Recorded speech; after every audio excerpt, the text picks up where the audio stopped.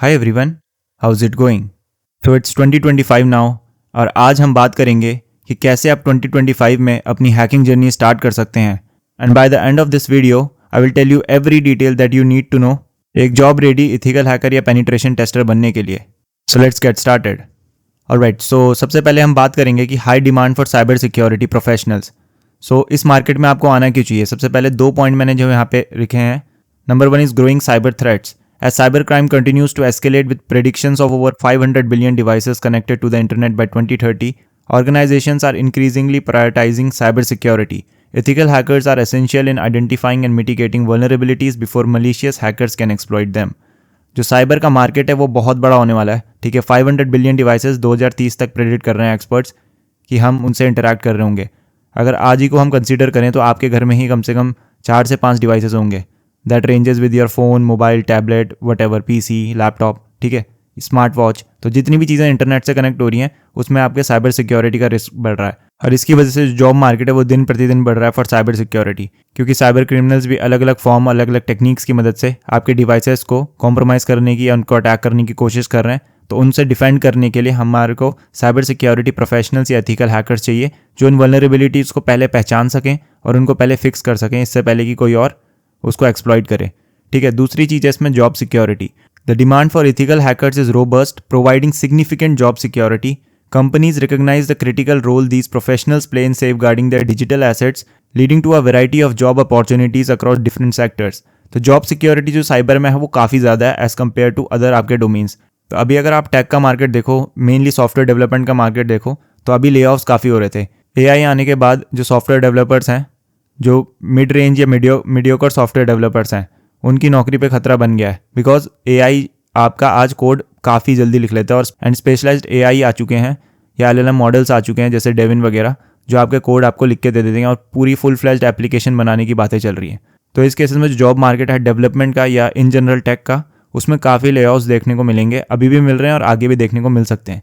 लेकिन अगर मैं साइबर सिक्योरिटी की बात करूँ तो ये मार्केट आगे बढ़ेगा ही बढ़ेगा, ठीक है, क्योंकि AI आपका कोड तो लिख लेगा लेकिन उसमें बग्स होने के चांसेस भी उतने ही हैं, बिकॉज जिस डेटा के ऊपर वो ट्रेन हुआ है वो ओरिजिनल डेटा है पुराने डेवलपर्स का, ठीक है। तो पहले जैसे एप्लीकेशन में बग छूट जाते थे because thousands of lines of codes होते हैं और उसमें एक छोटा सा बग छूट जाना कोई बड़ी बात नहीं है, ठीक है। तो साइबर सिक्योरिटी का मार्केट और या उसकी जॉब सिक्योरिटी अभी तो कहीं नहीं जा रही, क्योंकि सिक्योरिटी को टोटल ऑटोमेट करना सिर्फ AI की मदद से, उसमें आई थिंक अभी थोड़ा और टाइम लगेगा। सो जॉब सिक्योरिटी, अगर मैं नॉर्मल टेक जॉब की बात करूँ या किसी और जॉब की बात करूँ, तो एक ग्रोइंग मार्केट्स के साथ सबसे ज़्यादा जॉब सिक्योरिटी आपको एथिकल हैकिंग में आज के टाइम पे, ठीक है। तो 2 चीज़ें हैं, one of the largest market या रैपिडली ग्रोइंग मार्केट एंड दूसरा जॉब सिक्योरिटी। तो इस वजह से cyber security as a profession आप कंसीडर कर सकते हैं। दूसरी चीज़ हम देखेंगे अट्रैक्टिव करियर अपॉर्चुनिटीज़। अब इस करियर के साथ आपको क्या क्या चीज़ें देखने को मिल सकती हैं। Number 1 is diverse roles and advancement. Ethical hacking opens doors to various career paths, including roles such as penetration testers, security analysts, and cybersecurity consultants. With experience, professionals can advance to senior position or specialize in areas like network security or application security. तो अगर 2025 में आज आप ethical hacker बनते हो तो आपके पास diverse role और उसमें एडवांस या प्रमोट होने के चांसेस बहुत ज़्यादा हैं और अलग अलग डोमेन्स में आप आगे बढ़ सकते हैं। लाइक पेनिट्रेशन टेस्टर बन सकते हैं आप, ठीक है। तो आपको एक एप्लीकेशन दी जाएगी, उसमें बग्स निकालना या उसमें कौन सी वल्नरेबिलिटीज़ है उसको आइडेंटिफाई करना और उनको एक्सप्लॉइट करके दिखाना होगा आपको कंपनी को। दूसरा सिक्योरिटी एनालिस्ट. सिक्योरिटी एनालिस्ट आपके डिफेंसिव उसमें आ जाते हैं, ठीक है। तो कोई भी साइबर अटैक अगर किसी कंपनी में हो रहा है तो सिक्योरिटी एनालिस्ट का काम है उनको डिटेक्ट करना और उनको प्रिवेंट करना। And cyber security consultant. तो साइबर सिक्योरिटी कंसल्टेंट क्या होते हैं? जैसे आपके एक नॉर्मल कंसल्टेंट होते हैं, लेट्स से लॉयर भी एक कंसल्टेंट टाइप का है या डॉक्टर को भी कंसल्टेंट बोलते हैं, बिकॉज आप उनके पास जाते हो एक पर्टिकुलर प्रॉब्लम को लेके और वो उसके अगेंस्ट में आपको एक सोल्यूशन प्रोवाइड कराते हैं। तो साइबर सिक्योरिटी कंसल्टेंट में भी आप बन सकते हो, या तो फ्रीलांसिंग में या फिर आप किसी कंपनी में। Next, with experience professional can advance to senior position. तो आप पेनिट्रेशन टेस्टर में सीनियर पेनिट्रेशन टेस्टर बन सकते हो, रेड टीम में जा सकते हो, रेड टीम ऑपरेटर बन सकते हो। सिक्योरिटी एनालिस्ट में आप सिक्योरिटी एनालिस्ट से बढ़ के आप सीनियर सिक्योरिटी एनालिस्ट बन सकते हो। L2 L3 होता है इसमें, ठीक है। सो L3 तक आप बढ़ सकते हो, उसके बाद आप सिक्योरिटी आर्किटेक्ट बन सकते हो या फिर कंसल्टेंसी में जा सकते हो, ठीक है। तो इस पे जो सीनियर पोजीशन के और प्रमोट होने के चांसेस हैं वो लैडर आपकी काफ़ी बड़ी है। उसके बाद अगर आपको मैनेजर रोल में जाना है तो आप उसमें भी जा सकते हो। अगर आपको टेक्निकल फील्ड से हट के मैनेजर बनना है, CISO बनना है, या फिर जैसे CEO होता है किसी कंपनी का, उसी तरह से हेड ऑफ सिक्योरिटी बनना है, तो यू हैव द चांसेस या you have the advancement option in this career path, ठीक है। दूसरी चीज़ है आपके पास मैनेजर रोल में ना जाके, जैसे कि मैंने आपको बताया, नेटवर्क सिक्योरिटी या एप्लीकेशन सिक्योरिटी में क्या कर सकते हो, स्पेशलाइज कर सकते हो। तो आप एक सीनियर नेटवर्क सिक्योरिटी इंजीनियर बन सकते हो या एप्लीकेशन सिक्योरिटी इंजीनियर बन सकते हो। तो जितनी भी एप्लीकेशंस होंगी बड़ी बड़ी, जो प्रोडक्शन ग्रेड एप्लीकेशन बड़ी बड़ी कंपनीज बनाती है, एमएनसीज बनाती है, लेट्स से अमेजोन कोई प्रोडक्ट लॉन्च करने वाला है या माइक्रोसॉफ्ट कोई प्रोडक्ट लॉन्च करने वाला है, और अगर आप उनकी टीम में हो तो आपके थ्रू वो पहले क्या होगा, वो एप्लीकेशन आपको दी जाएगी, आप उसमें क्वालिटी टेस्टिंग करोगे, ठीक है, उसमें कोई बग्स निकालोगे बिफोर वो लॉन्च हो बाकी पब्लिक के लिए। तो ये आप इसमें स्पेशलाइज कर सकते हो, ठीक है। नेटवर्क सिक्योरिटी, एप्लीकेशन सिक्योरिटी है, कार हैकिंग है, आईओटी है, फिजिकल सिक्योरिटी है, तो आप किसी में भी स्पेशलाइज कर सकते हो। तो आपके जो ग्रोथ के चांसेस हैं और जो आपके प्रमोशन के चांसेस है या आपके डोमेन अगर आप स्विच करना चाहते हो उसके चांसेस हैं, वो काफ़ी ज़्यादा होते हैं इसमें। नेक्स्ट है हमारे पास competitive salaries. Entry level ethical hackers can expect competitive salaries with potential earnings increasing significantly as they gain experience and expertise. Reports indicate that salaries can range from $70,000 to over $120,000 annually. ठीक है, तो जो salaries हैं इस field में काफ़ी high हैं।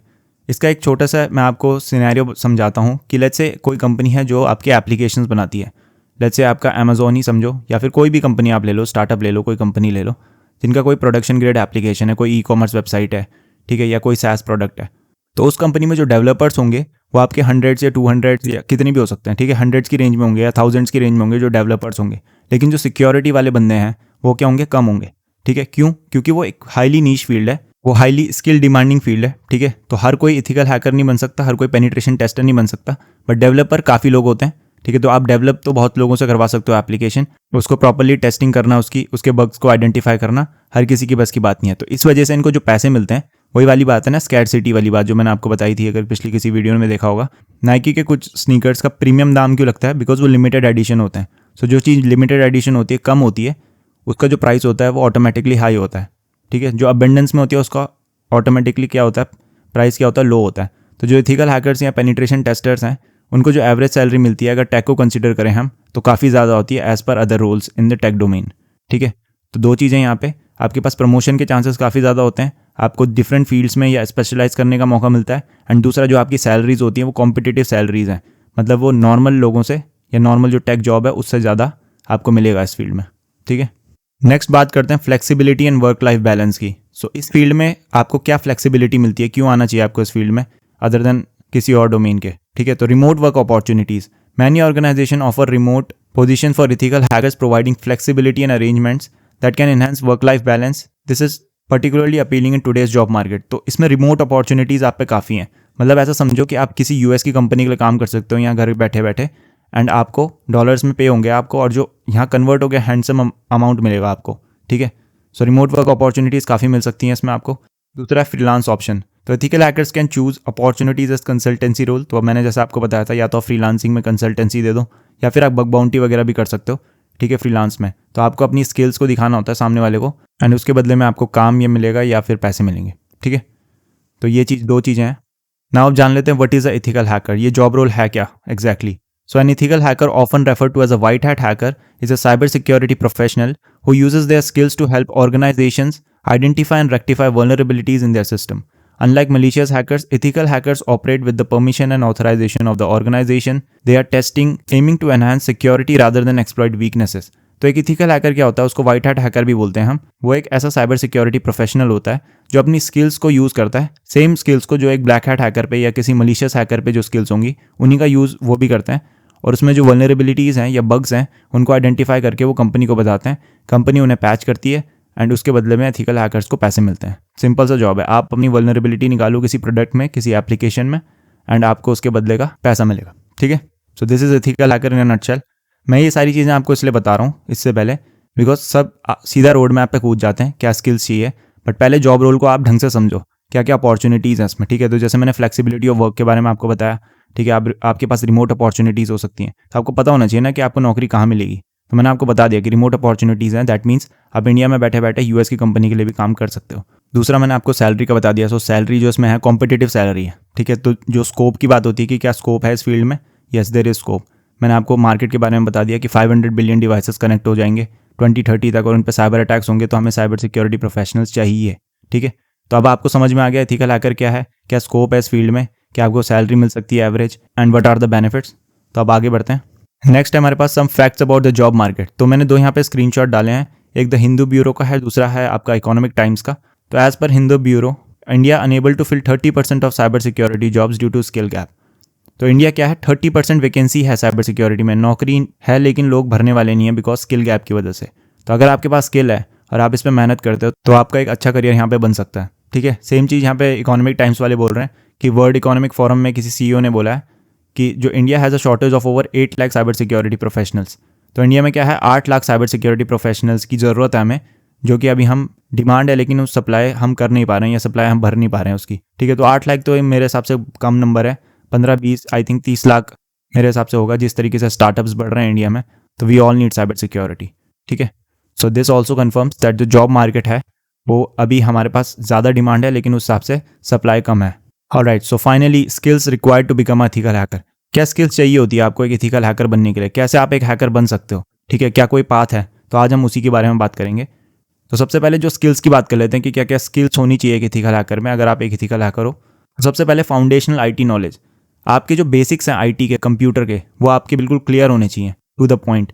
मतलब आपको पता होना चाहिए कि कंप्यूटर काम कैसे करता है। नॉर्मल आपके हार्डवेयर से रिलेटेड आप हार्डवेयर ट्रबल शूट कर सकते हैं। आप अगर CPU का कैबिनेट खोलें तो आप सरप्राइज ना हो कि कहाँ पे रैम है, कहाँ पे प्रोसेसर है, कहाँ पे आपका ग्राफिक कार्ड लगता है, ठीक है, कौन से पोर्ट्स होते हैं। बेसिक चीज़ें आप ट्रबल शूट कर सकें अपने घर में या फिर किसी के और को हेल्प कर सकें, आपके फ्रेंड हो या फैमिली हो। ठीक है, सो फाउंडेशनल जो IT नॉलेज है आपकी वो काफ़ी तगड़ी होनी चाहिए। अगर आप कंप्यूटर बेसिक चलाना नहीं जानते, मतलब गेम्स कैसे इंस्टॉल करते हैं, ठीक है, इंटरनेट से चीज़ें डाउनलोड कैसे होती हैं, ये सारी चीज़ें बहुत बेसिक चीज़ें, लेकिन फाउंडेशनल जो IT नॉलेज है आपका वो काफ़ी स्ट्रॉन्ग होना चाहिए। उसके बाद ही आप आगे बढ़ सकते हैं इसमें।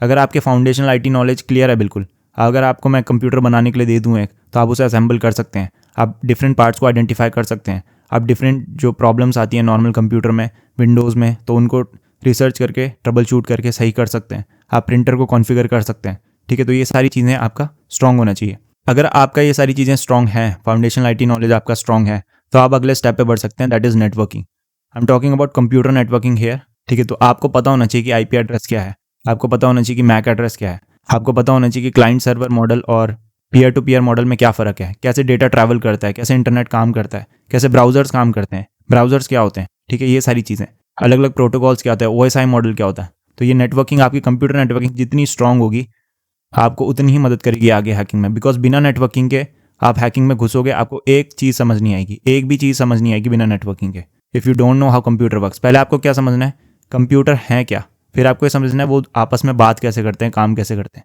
ठीक है, अगर आप एक बार नेटवर्किंग आपकी बिल्कुल कोर आपका हो गया, फंडामेंटल्स आपकी बुनियाद सही हो गई, then you can go to Linux skills. तो लिनक्स क्यों ज़रूरी है हमारे पास? तो लिनक्स हमारे पास एक ऑपरेटिंग सिस्टम है। ठीक है, जैसे विंडोज़ हमारे पास एक ऑपरेटिंग सिस्टम होता है, वैसे लिनक्स है हमारे पास। अब लिनक्स क्यों ज़रूरी है?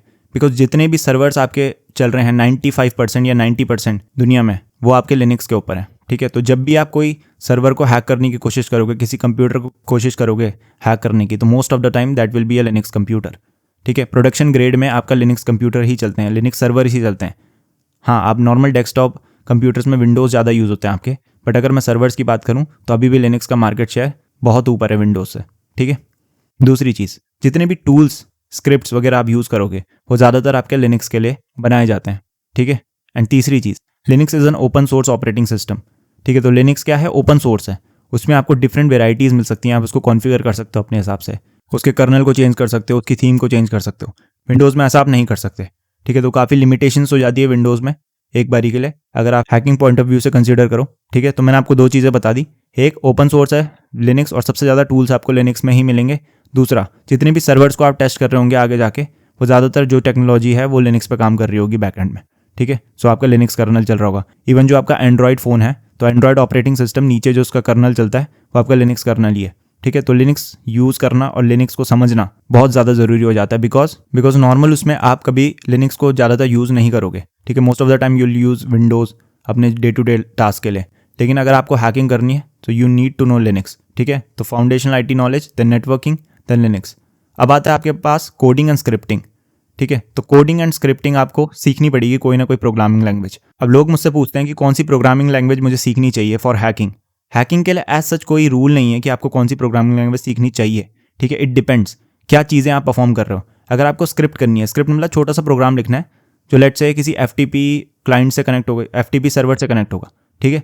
तो उसके लिए आप पाइथन का यूज़ कर सकते हैं या और किसी स्क्रिप्टिंग लैंग्वेज का यूज़ कर सकते हैं, जैसे कि पर्ल हो गया आपका, ठीक है। दूसरा, अगर आपको मान लो मालवेयर डेवलपमेंट करना है, ठीक है, तो मालवेयर आपका पाइथन में भी बन सकता है, बट जो आपका लो लेवल लैंग्वेज है जैसे कि C या C++, जो आपके एब्स्ट्रैक्शन वगैरह प्रोवाइड कराती हैं आपको, ठीक है, लो लेवल तक जाती हैं, हार्डवेयर लेवल तक आपके काम करने में मदद करती हैं और काफ़ी फास्ट होती हैं पाइथन या जावास्क्रिप्ट के मुकाबले। सो आपको उसमें C या C++ या फिर C# और आजकल Go या Rust आपको सीखनी पड़ेगी, ठीक है। तो डिपेंड्स आप क्या करना चाह रहे हो। अगर आपको नॉर्मल में सजेशन मांग रहे हो मेरे से, तो देन गो फॉर पाइथन, ठीक है। आप सारी तरह की स्क्रिप्ट्स पाइथन में बना सकते हो, ऑटोमेशन पाइथन में परफॉर्म कर सकते हो। So either go for Python and bash, and अगर आपको विंडोज साइड में जाना है तो you can go for scripting language that is PowerShell, ठीक है। तो अगर मैं टॉप 3 बताऊँ आपको, तो you can go for Python, then bash and then PowerShell. और अगर मैं यूज़ केस स्पेसिफिक बताऊँ आपको, तो if you are working with web, तो आपको जावास्क्रिप्ट जरूर सीखनी चाहिए आज के टाइम पे। तो जावास्क्रिप्ट जरूर सीख लो, एक लैंग्वेज। दूसरी चीज़ आप सीख सकते हो फॉर जनरल थिंग्स पाइथन, ठीक है। तो पाइथन या बैश, मेरे हिसाब से पाइथन सीखना, क्योंकि बैश आपका लिनक्स में ही काम करता है, और उसमें अगर पाइथन के हिसाब से मैं मॉड्यूल कंसिडर करूँ तो मॉड्यूल आपके पास इतनी मॉड्यूलर चीज़ें नहीं है, उसमें डिफरेंट मॉड्यूल्स को आप इनकॉर्पोरेट नहीं कर सकते हो, ठीक है। तो पाइथन आप जनरल में सीख सकते हो। And third is for your malware development and all, you can go for either C# और you can go for either Go और Rust, ठीक है। तो ये 3 चीज़ें मैंने आपको बता दी फॉर कोडिंग एंड स्क्रिप्टिंग। अब दूसरा क्वेश्चन इसमें यह आता है कि क्या कोडिंग और स्क्रिप्टिंग हमें पहले सीखनी चाहिए हैकिंग में घुसने से। तो अगर आप सीख सकते हो तो बिल्कुल सीखो, लेकिन अगर आप नहीं सीख सकते तो आप साथ साथ में भी सीख सकते हो। आपको यहाँ पर डेवलपमेंट उतना ज़रूरी नहीं है करना, ठीक है। तो बहुत सारे टूल्स और स्क्रिप्ट पहले से बने हुए हैं, आपको समझ में आना चाहिए कोड कि वो क्या कर रहा है। कई बार आपको कुछ एक्सप्लॉइट्स मिलते हैं ऑनलाइन, आपको उनको सही करना होता है, फिक्स करना होता है, वो चलेंगे नहीं। आप चलाने की कोशिश करोगे, उसमें कोई ना कोई दिक्कत होगी, या कोई मॉड्यूल मिसिंग होगा, या फिर कोई आपको कोड चेंज करना होगा। मान लो आपको कोई पाइथन 2 का एक्सप्लॉइट मिला, आपको उसको कन्वर्ट करना है पाइथन 3 के एक्सप्लॉइट में, तो आप कैसे करोगे? उसके लिए आपको पाइथन समझ में आनी चाहिए। तो आपको पूरा कोड नहीं लिखना है, लेकिन कुछ चेंजेस करने के लिए भी आपको लैंग्वेज समझ में आनी चाहिए। तो मैं ये बोलूँगा कि अगर आप सीख सकते हो कोडिंग या स्क्रिप्टिंग, तो पहले सीख लो, ठीक है। बेसिक प्रोग्राम्स बनाना सीख लो, बेसिक लैंग्वेज की समझ ले लो, किसी भी प्रोग्रामिंग लैंग्वेज की, and then you can go for directly into hacking. और उसके साथ साथ आप सीख सकते हो, जैसे जैसे आपको प्रोजेक्ट्स में आप काम करोगे या फिर आप किसी मशीन को सॉल्व करोगे, तो आप सीख सकते हो साथ साथ में। तो अगर मैं इन तीनों से कंपेयर करूँ, तो IT नॉलेज, नेटवर्किंग और लिनक्स, इट्स अ मस्ट। इसके बिना आप अगर हैकिंग में घुसोगे तो आपको दिक्कत होगी। कोडिंग और स्क्रिप्टिंग का मैं ऑप्शनल बोलता हूँ, ज़रूरी है, मैं फिर से बोल रहा हूँ ज़रूरी है, पर क्या उसी समय ज़रूरी है? ये मेरे हिसाब से उसी समय ज़रूरी नहीं है, ठीक है। तो आप इसको साथ साथ में सीख सकते हो और धीरे धीरे करके सीख सकते हो, but you need to learn it at some point of a time, ठीक है। तो इसको ध्यान रखना। नेक्स्ट है हमारे पास साइबर सिक्योरिटी फंडामेंटल्स। अब आपने अपने IT नॉलेज है उसको बढ़िया कर लिया, नेटवर्किंग को बढ़िया कर लिया, लिनक्स आपने अच्छे से सीख लिया, लिनक्स कैसे चलाते हैं, एंड आपको थोड़ा बहुत अभी कोडिंग भी आने लग गई है। नेक्स्ट आप पूछ सकते हो आपके डायरेक्टली साइबर सिक्योरिटी फंडामेंटल्स में, जो थ्योरी है साइबर सिक्योरिटी की, कैसे सिक्योरिटी इंप्लीमेंट होती है किसी प्रोडक्ट में, ठीक है। CI या ट्राइड क्या होता है, साइबर किल चेन मेथोडोलॉजी क्या होती है, जीरो ट्रस्ट मॉडल क्या होता है, ठीक है, MSSP क्या होते हैं आपके, कैसे आपके सर्टिफिकेट्स काम करते हैं, ये सारी चीज़ें बेसिक साइबर सिक्योरिटी आप यहाँ से घुस सकते हो कि साइबर सिक्योरिटी है क्या। एथिकल हैकिंग अलग चीज़ है, साइबर सिक्योरिटी अलग चीज़ है। साइबर सिक्योरिटी पूरा डोमेन है, एथिकल हैकिंग उसका एक छोटा सा पार्ट है, ठीक है। तो आपको जो बेसिक साइबर सिक्योरिटी के अलग अलग डोमेन्स हैं उनके बारे में पता होना चाहिए। Threat intelligence, threat hunting, malware analysis, digital forensics, GRC, ठीक है, ये सारी चीज़ें आपको पता होनी चाहिए। जब आप एक बार ये आपके साइबर सिक्योरिटी फंडामेंटल्स क्लियर हो गए, बिल्कुल आपको समझ में आने लगी अब सिक्योरिटी कैसे इंप्लीमेंट की जाती है किसी भी प्रोडक्ट में, जब कोई प्रोडक्ट बनाया जाता है, या फिर जैसे ऑथेंटिकेशन, ऑथराइजेशन, अकाउंटिंग, ये सारी चीज़ों को कैसे इंप्लीमेंट किया जाता है किसी प्रोडक्ट में, ये सारी चीज़ें आपको समझ में आने लग गई हैं, आपने इनको अच्छे से पढ़ लिया है। अब आप पूछ सकते हो हैकिंग के ऊपर इसके बाद, ठीक है। तो अब आप फाइनली हैकिंग सीखोगे। अब हैकिंग मैंने यहाँ पे 3 चीज़ें लिखी हैं, network hacking, web app hacking and wireless hacking. मेरे हिसाब से आप हैकिंग को ब्रॉडली 3 कैटेगरी में बांट सकते हो। सबसे पहला आता है आपका नेटवर्क हैकिंग। नेटवर्क हैकिंग में क्या आएगा आपका, विंडोज़ को अगर आप हैक कर रहे हो, किसी विंडोज़ कंप्यूटर को, विंडोज़ एक्टिव डायरेक्टरी इन्वायरमेंट को आप हैक कर रहे हो, ठीक है। Nmap स्कैन जो आप परफॉर्म करते हो, स्कैनिंग वगैरह परफॉर्म कर रहे हो, ये आपके नेटवर्क हैकिंग के ऊपर आएगा। जब आप किसी नेटवर्क को टेस्ट कर रहे होते हो, किसी नेटवर्क से कनेक्ट होके, ठीक है, तो ये सारी चीज़ें आती हैं आपकी नेटवर्क हैकिंग के ऊपर। दूसरी चीज़ है वेब ऐप हैकिंग। जितनी भी वेबसाइट्स हैं अगर आप उन पर टेस्टिंग कर रहे हो, ठीक है, अलग अलग वल्नरेबिलिटीज़ है, SQL injection, XSS, file uploads, ये सारी चीज़ें अगर आप टेस्ट कर रहे हो तो वो आएगा आपका वेब ऐप हैकिंग में, ठीक है, website hacking. And at last है वायरलेस हैकिंग। तो वायरलेस हैकिंग में आपकी जितनी भी वायरलेस टेक्नोलॉजीज़ हैं, जैसे वाईफाई, ब्लूटूथ, RFID, NFC, उन पे आप टेस्टिंग कर रहे हो, then it comes in wireless hacking. इसके अलावा और स्पेशलाइज फील्ड्स हो सकती हैं जैसे IoT, ठीक है, आपकी स्केडा, ठीक है, जो आपके न्यूक्लियर पावर प्लांट्स वगैरह होते हैं, स्पेशलाइज प्रोटोकॉल्स के ऊपर कुछ पेनिट्रेशन टेस्टिंग परफॉर्म की जाती है, वो हो सकती है, ठीक है। सैटेलाइट हैकिंग आती है, वो भी आपके आई थिंक वायरलेस में आ जाएगा, RFID वगैरह में आ जाएगा, ठीक है। तो ये सारी चीज़ें हैं। तो mainly network hacking, web app hacking और वायरलेस हैकिंग, इसमें 3 उसमें बांटा है मैंने इसको। अपनी चॉइस के हिसाब से आप इनको चूज़ कर सकते हो। ज़्यादातर लोग वेब ऐप हैकिंग की तरफ जाते हैं because it is the easiest to start with. उसमें ज़्यादा कुछ आपको रिसोर्सेज वगैरह की ज़रूरत नहीं है, ठीक है। आप वल्नरेबिलिटीज़ पकड़ो, उनको सीखो कैसे उनको एक्सप्लॉइट किया जाता है, and then you can do it with a low end machine also, ठीक है। नेटवर्क हैकिंग में ऑन द अदर हैंड थोड़ा सा आपको टाइम लगता है, थोड़ा कॉम्प्लेक्स हो जाता है नेटवर्क हैकिंग। जैसे जैसे आप अंदर घुसते हो, जब आप एक्टिव डायरेक्टरी में घुसते हो, ठीक है, विंडोज़ में, तो थोड़ा कॉम्प्लेक्स हो जाता है नेटवर्क हैकिंग। एंड वायरलेस आपका वाईफाई हैकिंग या ब्लूटूथ वगैरह, तो इट डिपेंड्स। तो आपको क्या सीखना चाहिए डिपेंड्स ऑन योर इंटरेस्ट। मेरे हिसाब से आपको तीनों सीखनी चाहिए, या वेब ऐप आप पकड़ सकते हो पहले बिकॉज वो ईजीएस्ट है, ठीक है, स्टार्ट करने के लिए। ज़्यादा उसमें टूल्स वगैरह की ज़रूरत नहीं होती आपको। वेब ऐप से आप स्टार्ट कर सकते हो, फिर आप नेटवर्क में जा सकते हो। और वायरलेस एक छोटा सा पार्ट है। वायरलेस एक हाईली स्पेशलाइज फील्ड है या हाईली स्पेशलाइज पार्ट है जिसका प्रैक्टिकल एप्लीकेशन हो सकता है, लेकिन अगर कंपनीज़ के पॉइंट ऑफ व्यू से मैं देखूँ तो नेटवर्क और वेब दो चीज़ें ही आपको पेनिट्रेशन टेस्टिंग करने के लिए मिलती है कंपनी में। वाईफाई हैकिंग करने के लिए आपको कोई कंपनी ज़्यादातर नहीं बोलेगी, ठीक है, मोस्ट ऑफ द टाइम नहीं बोलेगी, 98-99%। 1% हो सकता है कोई कंपनी बोल ले, बट वो स्पेसिफिक केस है, एक्सक्लूजन्स हैं वो।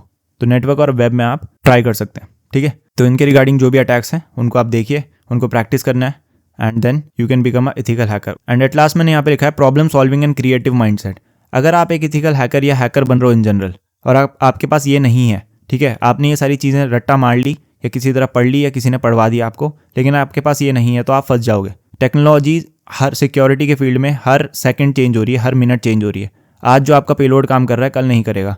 आज जो आप सोच रहे हो कि आपकी सिक्योरिटी टॉप नॉच है, कल आप पता लगेगा कि आप ब्रीच हो गए, ठीक है। तो इसमें जो आपका प्रॉब्लम सॉल्विंग और क्रिएटिव माइंडसेट है, कभी ना रुकने वाला, क्रिएटिव सॉल्यूशन निकालने वाला प्रॉब्लम के, ठीक है, वो आपको चाहिए इसमें। और अगर आप स्टैग्नेंट रह गए तो आप इसमें आगे बढ़ नहीं सकते फील्ड में, और आप डीमोटिवेटेड ही रहोगे और कभी और आगे कुछ होगा नहीं इस वजह से, ठीक है। बिकॉज ये फील्ड ही ऐसी है। क्योंकि मैं अगर डेवलपमेंट का एग्जाम्पल लूँ आपसे, तो मान लो किसी डेवलपर ने 20 साल पहले PHP सीखी हो, ठीक है, और वो PHP में एप्लीकेशन बना रहा है तब से। आज भी कहीं कहीं जगह जहाँ PHP की ज़रूरत होगी वो PHP ही में ही काम करेगा, ठीक है। उसको कुछ और सीखने की ज़रूरत भी नहीं है। उसने एक चीज़ पकड़ी थी, एक लैंग्वेज पकड़ी थी, और वो उसी में काम कर रहा है। हैकिंग में आप वो कर ही नहीं सकते। आज PHP में बनी हुई वेबसाइट जितनी भी होंगी वो काफ़ी ऑब्सोलीट हो चुकी हैं। अलग अलग प्लेटफॉर्म आ चुके हैं, अलग अलग फ्रेमवर्क्स आ चुके हैं, ठीक है। रिएक्ट आ चुका है आपका, पाइथन में Django आ चुका है बैकएंड में, ठीक है। अलग अलग डेटाबेसेस आ चुके हैं, अलग अलग टेक्नोलॉजी APIs का काफ़ी चलन है। टेक्नोलॉजी इवॉल्व हो रही है, और जिस तरीके से टेक्नोलॉजी इवॉल्व हो रही है, अलग अलग बग्स और वल्नरेबिलिटीज़ भी वहाँ पे फाइंड करने के चांसेस हैं। तो अगर आप क्रिएटिव माइंडसेट नहीं है आपका और प्रॉब्लम सॉल्विंग माइंडसेट नहीं है, मेरे पास कई DM आते हैं बहुत बेसिक क्वेश्चंस को लेके कि मेरे पास ये एरर आ रहा है। वो एरर को अगर आप गूगल में डालोगे तो मे भी आपको उसका सोल्यूशन मिल जाए, लेकिन अगर आप उतनी रिसर्च करने के लिए तैयार नहीं हो तो इस फील्ड में आप आगे नहीं बढ़ सकते। दैट्स अ सैड ट्रूथ, ठीक है। तो आई होप आपको समझ में आया हो क्या क्या स्किल्स हमें ज़रूरत होती है to become a ethical hacker. And अभी आगे बढ़ते हैं। नेक्स्ट है हमारे पास एथिकल हैकिंग सर्टिफिकेशंस, ठीक है। तो अगर मैं बाकी फील्ड की बात करूं, अलग अलग फील्ड हो सकती है, अकाउंट्स, फाइनेंस वगैरह वगैरह, या टेक की बात भी करूं मैं, कुछ क्लाउड के सर्टिफिकेशंस होते हैं। लेकिन हैकिंग की मैं बात करूं या एथिकल हैकिंग या साइबर सिक्योरिटी की बात करूं मैं, तो इसमें जो आपका स्किल है वो आपकी डिग्री से दिखाई नहीं देता, वो आपके सर्टिफिकेशन से आप दिखा सकते हो। बिकॉज में जो सर्टिफिकेशन होते हैं वो हाईली स्पेशलाइज सर्टिफिकेशंस होते हैं। तो अगर मुझे किसी को जानना है कि इसके पास वो स्किल है कि नहीं, तो मैं उसके वो सर्टिफिकेशंस देखूंगा। ज़रूरी नहीं है कि certification is equal to skill, या सर्टिफिकेशन नहीं है तो स्किल नहीं होगी, पर दिखाने का तरीका बोल रहा हूँ मैं। अगर मैं आपकी प्रोफाइल मेरे पास आती है और आपका मैंने इंटरव्यू नहीं लिया अभी तक, तो मैं कैसे जानूंगा कि आपने चीज़ें करी है? आपके सर्टिफिकेशन से एंड प्रोजेक्ट से। दो चीज़ें साइबर सिक्योरिटी में सबसे ज़्यादा इंपॉर्टेंट है, your projects and your certifications, ठीक है। तो एथिकल हैकिंग में देख लेते हैं हम सर्टिफिकेशंस क्या हैं हमारे, ठीक है। तो सबसे पहले मैंने यहाँ पे लिखा है फाउंडेशनल IT नॉलेज। तो पीछे मैं अगर स्किल्स का देखूँ तो सबसे पहले हमारे पास IT नॉलेज था। अगर आपको सर्टिफिकेशन करनी है, ठीक है, आपको सर्टिफिकेट चाहिए कि आपकी जो IT नॉलेज है वो बिल्कुल स्ट्रॉन्ग है, तो आप CompTIA या A+ की तरफ जा सकते हैं। ये एक सर्टिफिकेशन है, CompTIA करके एक कंपनी है, काफ़ी बड़ी कंपनी है, US की कंपनी है, ठीक है। तो ये जो A+ सर्टिफिकेशन है इनका, इसमें जो डिटेल में आपको कंप्यूटर के बारे में पढ़ाया जाता है, बेसिक कंप्यूटर हार्डवेयर के बारे में, कैसे ट्रबल शूट करते हैं आप। तो जो A+ सर्टिफिकेशन है वो हेल्प डेस्क वाले जो लोग होते हैं, मतलब जो टेक्निकल सपोर्ट देते हैं, अगर आपका कोई दिक्कत हो जाती है IT वाले बंदे, उनको फोकस करके यहाँ पे ये सर्टिफिकेशन निकाला गया है।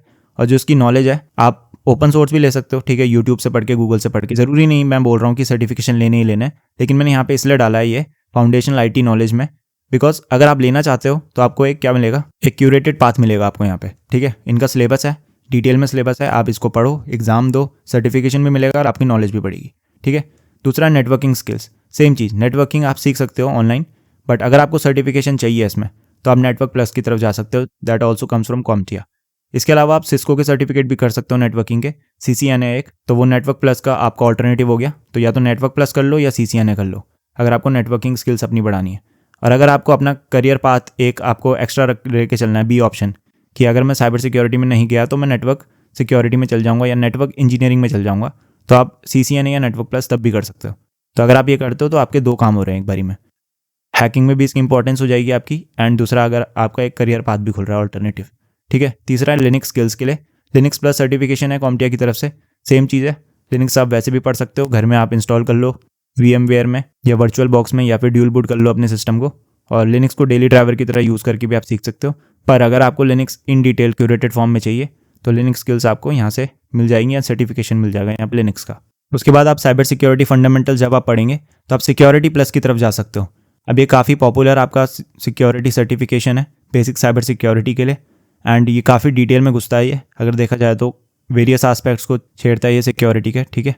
इसके अलावा एक गूगल का भी आता है, गूगल साइबर सिक्योरिटी करके कुछ सर्टिफिकेशन है उसका, बट अगर मैं कंसीडर करूँ तो मैं सिक्योरिटी प्लस को ही कंसीडर करूँगा अभी के हिसाब से, बिकॉज अगर आप इसकी क्रेडिबिलिटी की बात करो तो अगर आपको US के डिपार्टमेंट ऑफ डिफेंस में काम करना है तो आपको सिक्योरिटी प्लस चाहिए होता है उसमें, ये मैंने सुना है, ठीक है। तो इसकी जो क्रेडिबिलिटी है सिक्योरिटी प्लस की वो काफ़ी ज़्यादा है, और जो बेस बनाता है आपका सिक्योरिटी प्लस वो काफ़ी स्ट्रॉन्ग बेस बनाता है आपका सिक्योरिटी में। तो आप ये सारी चीज़ें पढ़ने के बाद या ये सारी सर्टिफिकेशन करने के बाद सिक्योरिटी प्लस की तरफ बिल्कुल जा सकते हैं। तो अब तक आपका जो बेस है वो काफ़ी स्ट्रॉन्ग हो चुका है साइबर सिक्योरिटी में। अब आप स्पेशलाइज करेंगे एथिकल हैकिंग में, तो आपके पास जूनियर पेनिट्रेशन टेस्टिंग या जूनियर एथिकल हैकिंग सर्टिफिकेशन आप बोल सकते हो। उसके पास 2 ऑप्शन है आपके पास यहाँ पे, या आप CEH कर लो, सर्टिफाइड एथिकल हैकर, या EC काउंसिल की तरफ से आता है, ठीक है। तो EC काउंसिल एक कंपनी है, US की कंपनी है जो ये सर्टिफिकेशन प्रोवाइड कराती है। और इंडिया के जॉब मार्केट में बात करूँ तो ये सबसे ज़्यादा मांगने वाला सर्टिफिकेशन है। आप कहीं भी जॉब प्रोफाइल खोलोगे किसी एथिकल हैकिंग जॉब की तो वहाँ पे CEH जरूर लिखा हुआ होगा मोस्ट ऑफ द टाइम। तो 90% ऑफ द टाइम अगर आपने CEH करा है तो आपको प्रेफरेंस मिलती है। इसका सिर्फ नाम चलता है इंडिया में, इसलिए मैं बोल रहा हूँ। दूसरा आपके पास EJPT, ठीक है, Eelam security junior penetration tester इसकी फुल फॉर्म है। ये भी आपका एक जूनियर लेवल का पेनिट्रेशन टेस्टिंग सर्टिफिकेशन है। पर अगर मैं इन दोनों को कंपेयर करूँ तो CEH आपका क्या है, मोस्टली जो नॉर्मल CEH होता है, CEH में भी 2 आते हैं इसके, एक CEH नॉर्मल वाला आता है इसका, एंड एक CEH प्रैक्टिकल आता है। तो नॉर्मल वाले में आपके पास 150 क्वेश्चंस आते हैं आई थिंक, और उसको MCQ टाइप में आपको वो क्वेश्चंस को सॉल्व करना होता है, ठीक है। सिलेबस काफ़ी ठीक है CEH का, अगर आप एथिकल हैकिंग के पॉइंट ऑफ व्यू से देखो सिलेबस में काफ़ी डेप्थ है इनकी, ठीक है। But practical point of view से चीज़ें नहीं है, थ्योरी पॉइंट ऑफ व्यू से आप काफ़ी अच्छी अंडरस्टैंडिंग ले लेंगे एथिकल हैकिंग की, but practical point of view से जो इनका एग्जाम भी है वो भी काफ़ी इनका नॉर्मल सा है। EJPT की अगर ऑन द अदर हैंड मैं बात करूँ तो काफ़ी इसका अच्छा एग्जाम आता है, ठीक है। आपको प्रैक्टिकल एग्जाम देना पड़ता है, कोई आपको थ्योरी के क्वेश्चन यहाँ पे टिक नहीं करने, कोई MCQs नहीं है यहाँ पे, प्रैक्टिकल आपसे क्वेश्चन पूछे जाएंगे, आपको टास्क को परफॉर्म करना है, एंड उसके बाद आपको ये सर्टिफिकेशन प्रोवाइड होता है, ठीक है। तो अगर आप प्रैक्टिकल साइड जाना चाहते हैं तो EJPT की तरफ जा सकते हैं आप। लेकिन अगर आपको जॉब मार्केट के हिसाब से सोचना है, HR के हिसाब से सोचना है कि आपको अगर जॉब कैसे मिलेगी, तो मेरे हिसाब से CEH की तरफ आप जा सकते हैं, या फिर आप दोनों की तरफ भी जा सकते हैं। प्राइस CEH का ज़्यादा है EJPT की तरफ से, तो एग्जैक्ट प्राइस मुझे नहीं पता दोनों को, पर ये मुझे पता है EJPT सस्ता है CEH से अगर मैं कंसिडर करूँ तो। ओके, तो आपने अब जूनियर पेनिट्रेशन टेस्टिंग सर्टिफिकेशन यहाँ पे गैदर कर लिए हैं। उसके बाद आप जा सकते हो finally advance penetration testing certification के, that is OSCP।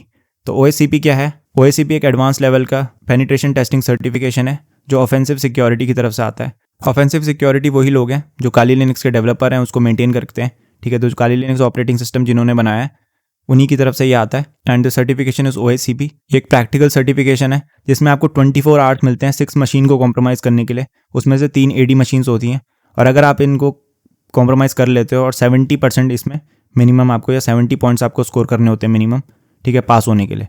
Practical exam है, बिल्कुल ओपन बुक एग्जाम है, कुछ भी गूगल करो, कोई भी टूल्स यूज़ करो। हाँ, मेटास्प्लॉइट आप इसमें एक ही बार यूज़ कर सकते हो, ठीक है। तो मेटास्प्लॉइट, जो लोग मेटास्प्लॉइट करते हैं यूट्यूब में कि हर चीज़ मेटास्प्लॉइट से कर लेंगे, मेटास्प्लॉइट से आप हर चीज़ नहीं कर सकते। प्रैक्टिकल पॉइंट ऑफ व्यू से OSCP भी आपको इसीलिए टेस्ट करता है, 24 आवर्स देते हैं आपको, और आपको बोलता है कि आप मशीन हैक करके दिखाओ। अगर आप कर सकते हो, आपके पास स्किल्स है, तो आपको सर्टिफिकेशन मिल जाता है। अगर आप नहीं कर सकते हो, आपके पास स्किल्स नहीं है, सिर्फ रट्टा मार के, फिर सिर्फ थ्योरी रट के, सिर्फ यूट्यूब से मेटास्प्लॉइट देख के, मेरे हिसाब से आप इसे पास नहीं कर सकते, ठीक है। तो काफ़ी एक्सटेंसिव ट्रेनिंग लगती है इसकी, किसी भी न्यूबी के लिए नहीं है ये।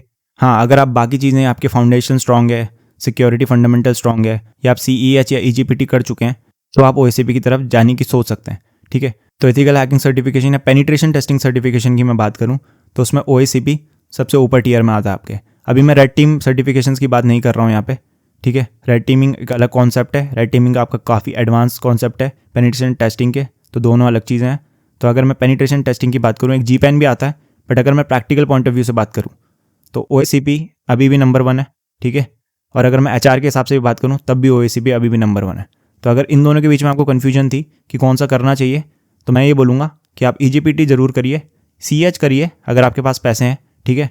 बट एक बार EGPT आप कर सकते हैं अगर आपको प्रैक्टिकल नॉलेज की तरफ आप जा रहे हैं, प्रैक्टिकल स्किल्स की तरफ आप जा रहे हैं। बिकॉज EGPT को जो OSCP है उसको छोटा भाई भी बोला जाता है, ठीक है। तो EGPT आप करेंगे तो प्रैक्टिकल स्किल्स बढ़ेगी, CEH करेंगे तो आपका जो एक्सपोजर है, जॉब मिलने की प्रोबेबिलिटी है वो ज़्यादा बढ़ जाएगी। OSCP करेंगे तो दोनों चीज़ें आपकी कवर हो रही हैं, स्किल्स भी कवर हो रही हैं एंड जो आपका जॉब मार्केट है वो भी कवर हो रहा है इससे, ठीक है। तो ये एथिकल हैकिंग सर्टिफिकेशंस थे।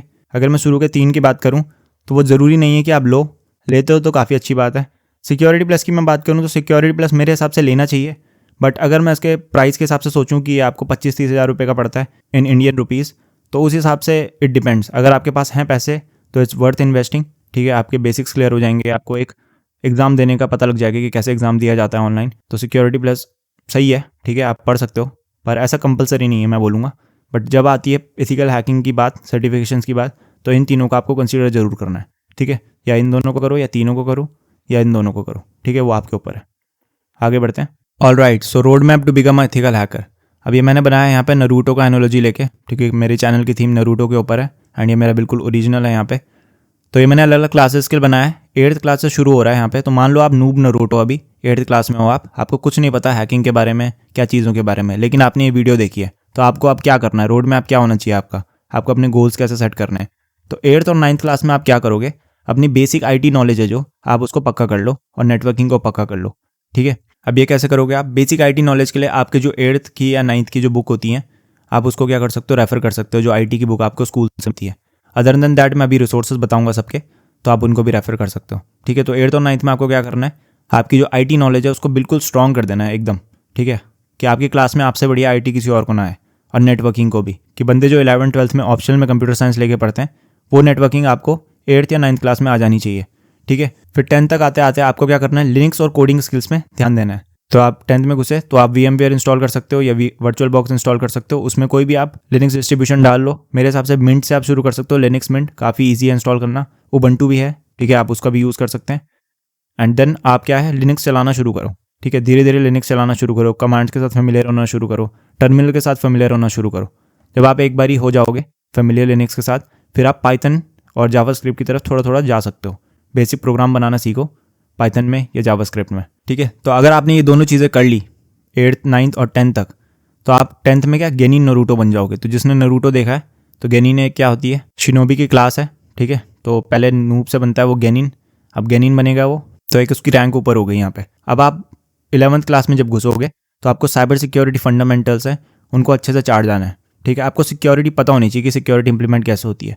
इसमें आप क्या करो, यूट्यूब वीडियोज़ देखो, नए जो साइबर अटैक्स हैं, नए जो ब्रीचेज हैं उनके बारे में पढ़ो, कैसे वो अटैक परफॉर्म किया गया था, समझना है तो उसमें और रिसर्च करो। आजकल ChatGPT आपके पास अवेलेबल है, ठीक है। तो इन सारी चीज़ें कर सकते हो। रिसोर्सेज हैं आपके पास वेरियस, ठीक है, न्यूज़ के, तो आप देखो ऑनलाइन कहाँ कहाँ पे ब्रीच हुआ है, कैसे ब्रीच हुआ है, कैसे हैकर्स ने कौन से मालवेयर का यूज़ किया था, ठीक है। तो वो सारी चीज़ें आपको, क्या रैंसमवेयर क्या होता है, और साइबर सिक्योरिटी जो फंडामेंटल है, कैसे सिक्योरिटी इंप्लीमेंट की जाती है, फायरवॉल्स क्या होते हैं, ये सारी चीज़ें आप पढ़ो, ठीक है, 11th में। और ये सारी चीज़ें आपको साइड बाय साइड करनी है, ठीक है। तो जो आपकी नॉर्मल पढ़ाई है उसके साथ साथ आपको ये सारी चीज़ें दिन में 1 घंटा या 2 घंटा निकाल के करना है। फिर आप 12th में आते आते जो learn hacking and pen testing, अब आप जो कोर कॉन्सेप्ट है नेटवर्क हैकिंग की तरफ जाओ, या वेब हैकिंग की तरफ जाओ, या वायरलेस की तरफ जाओ।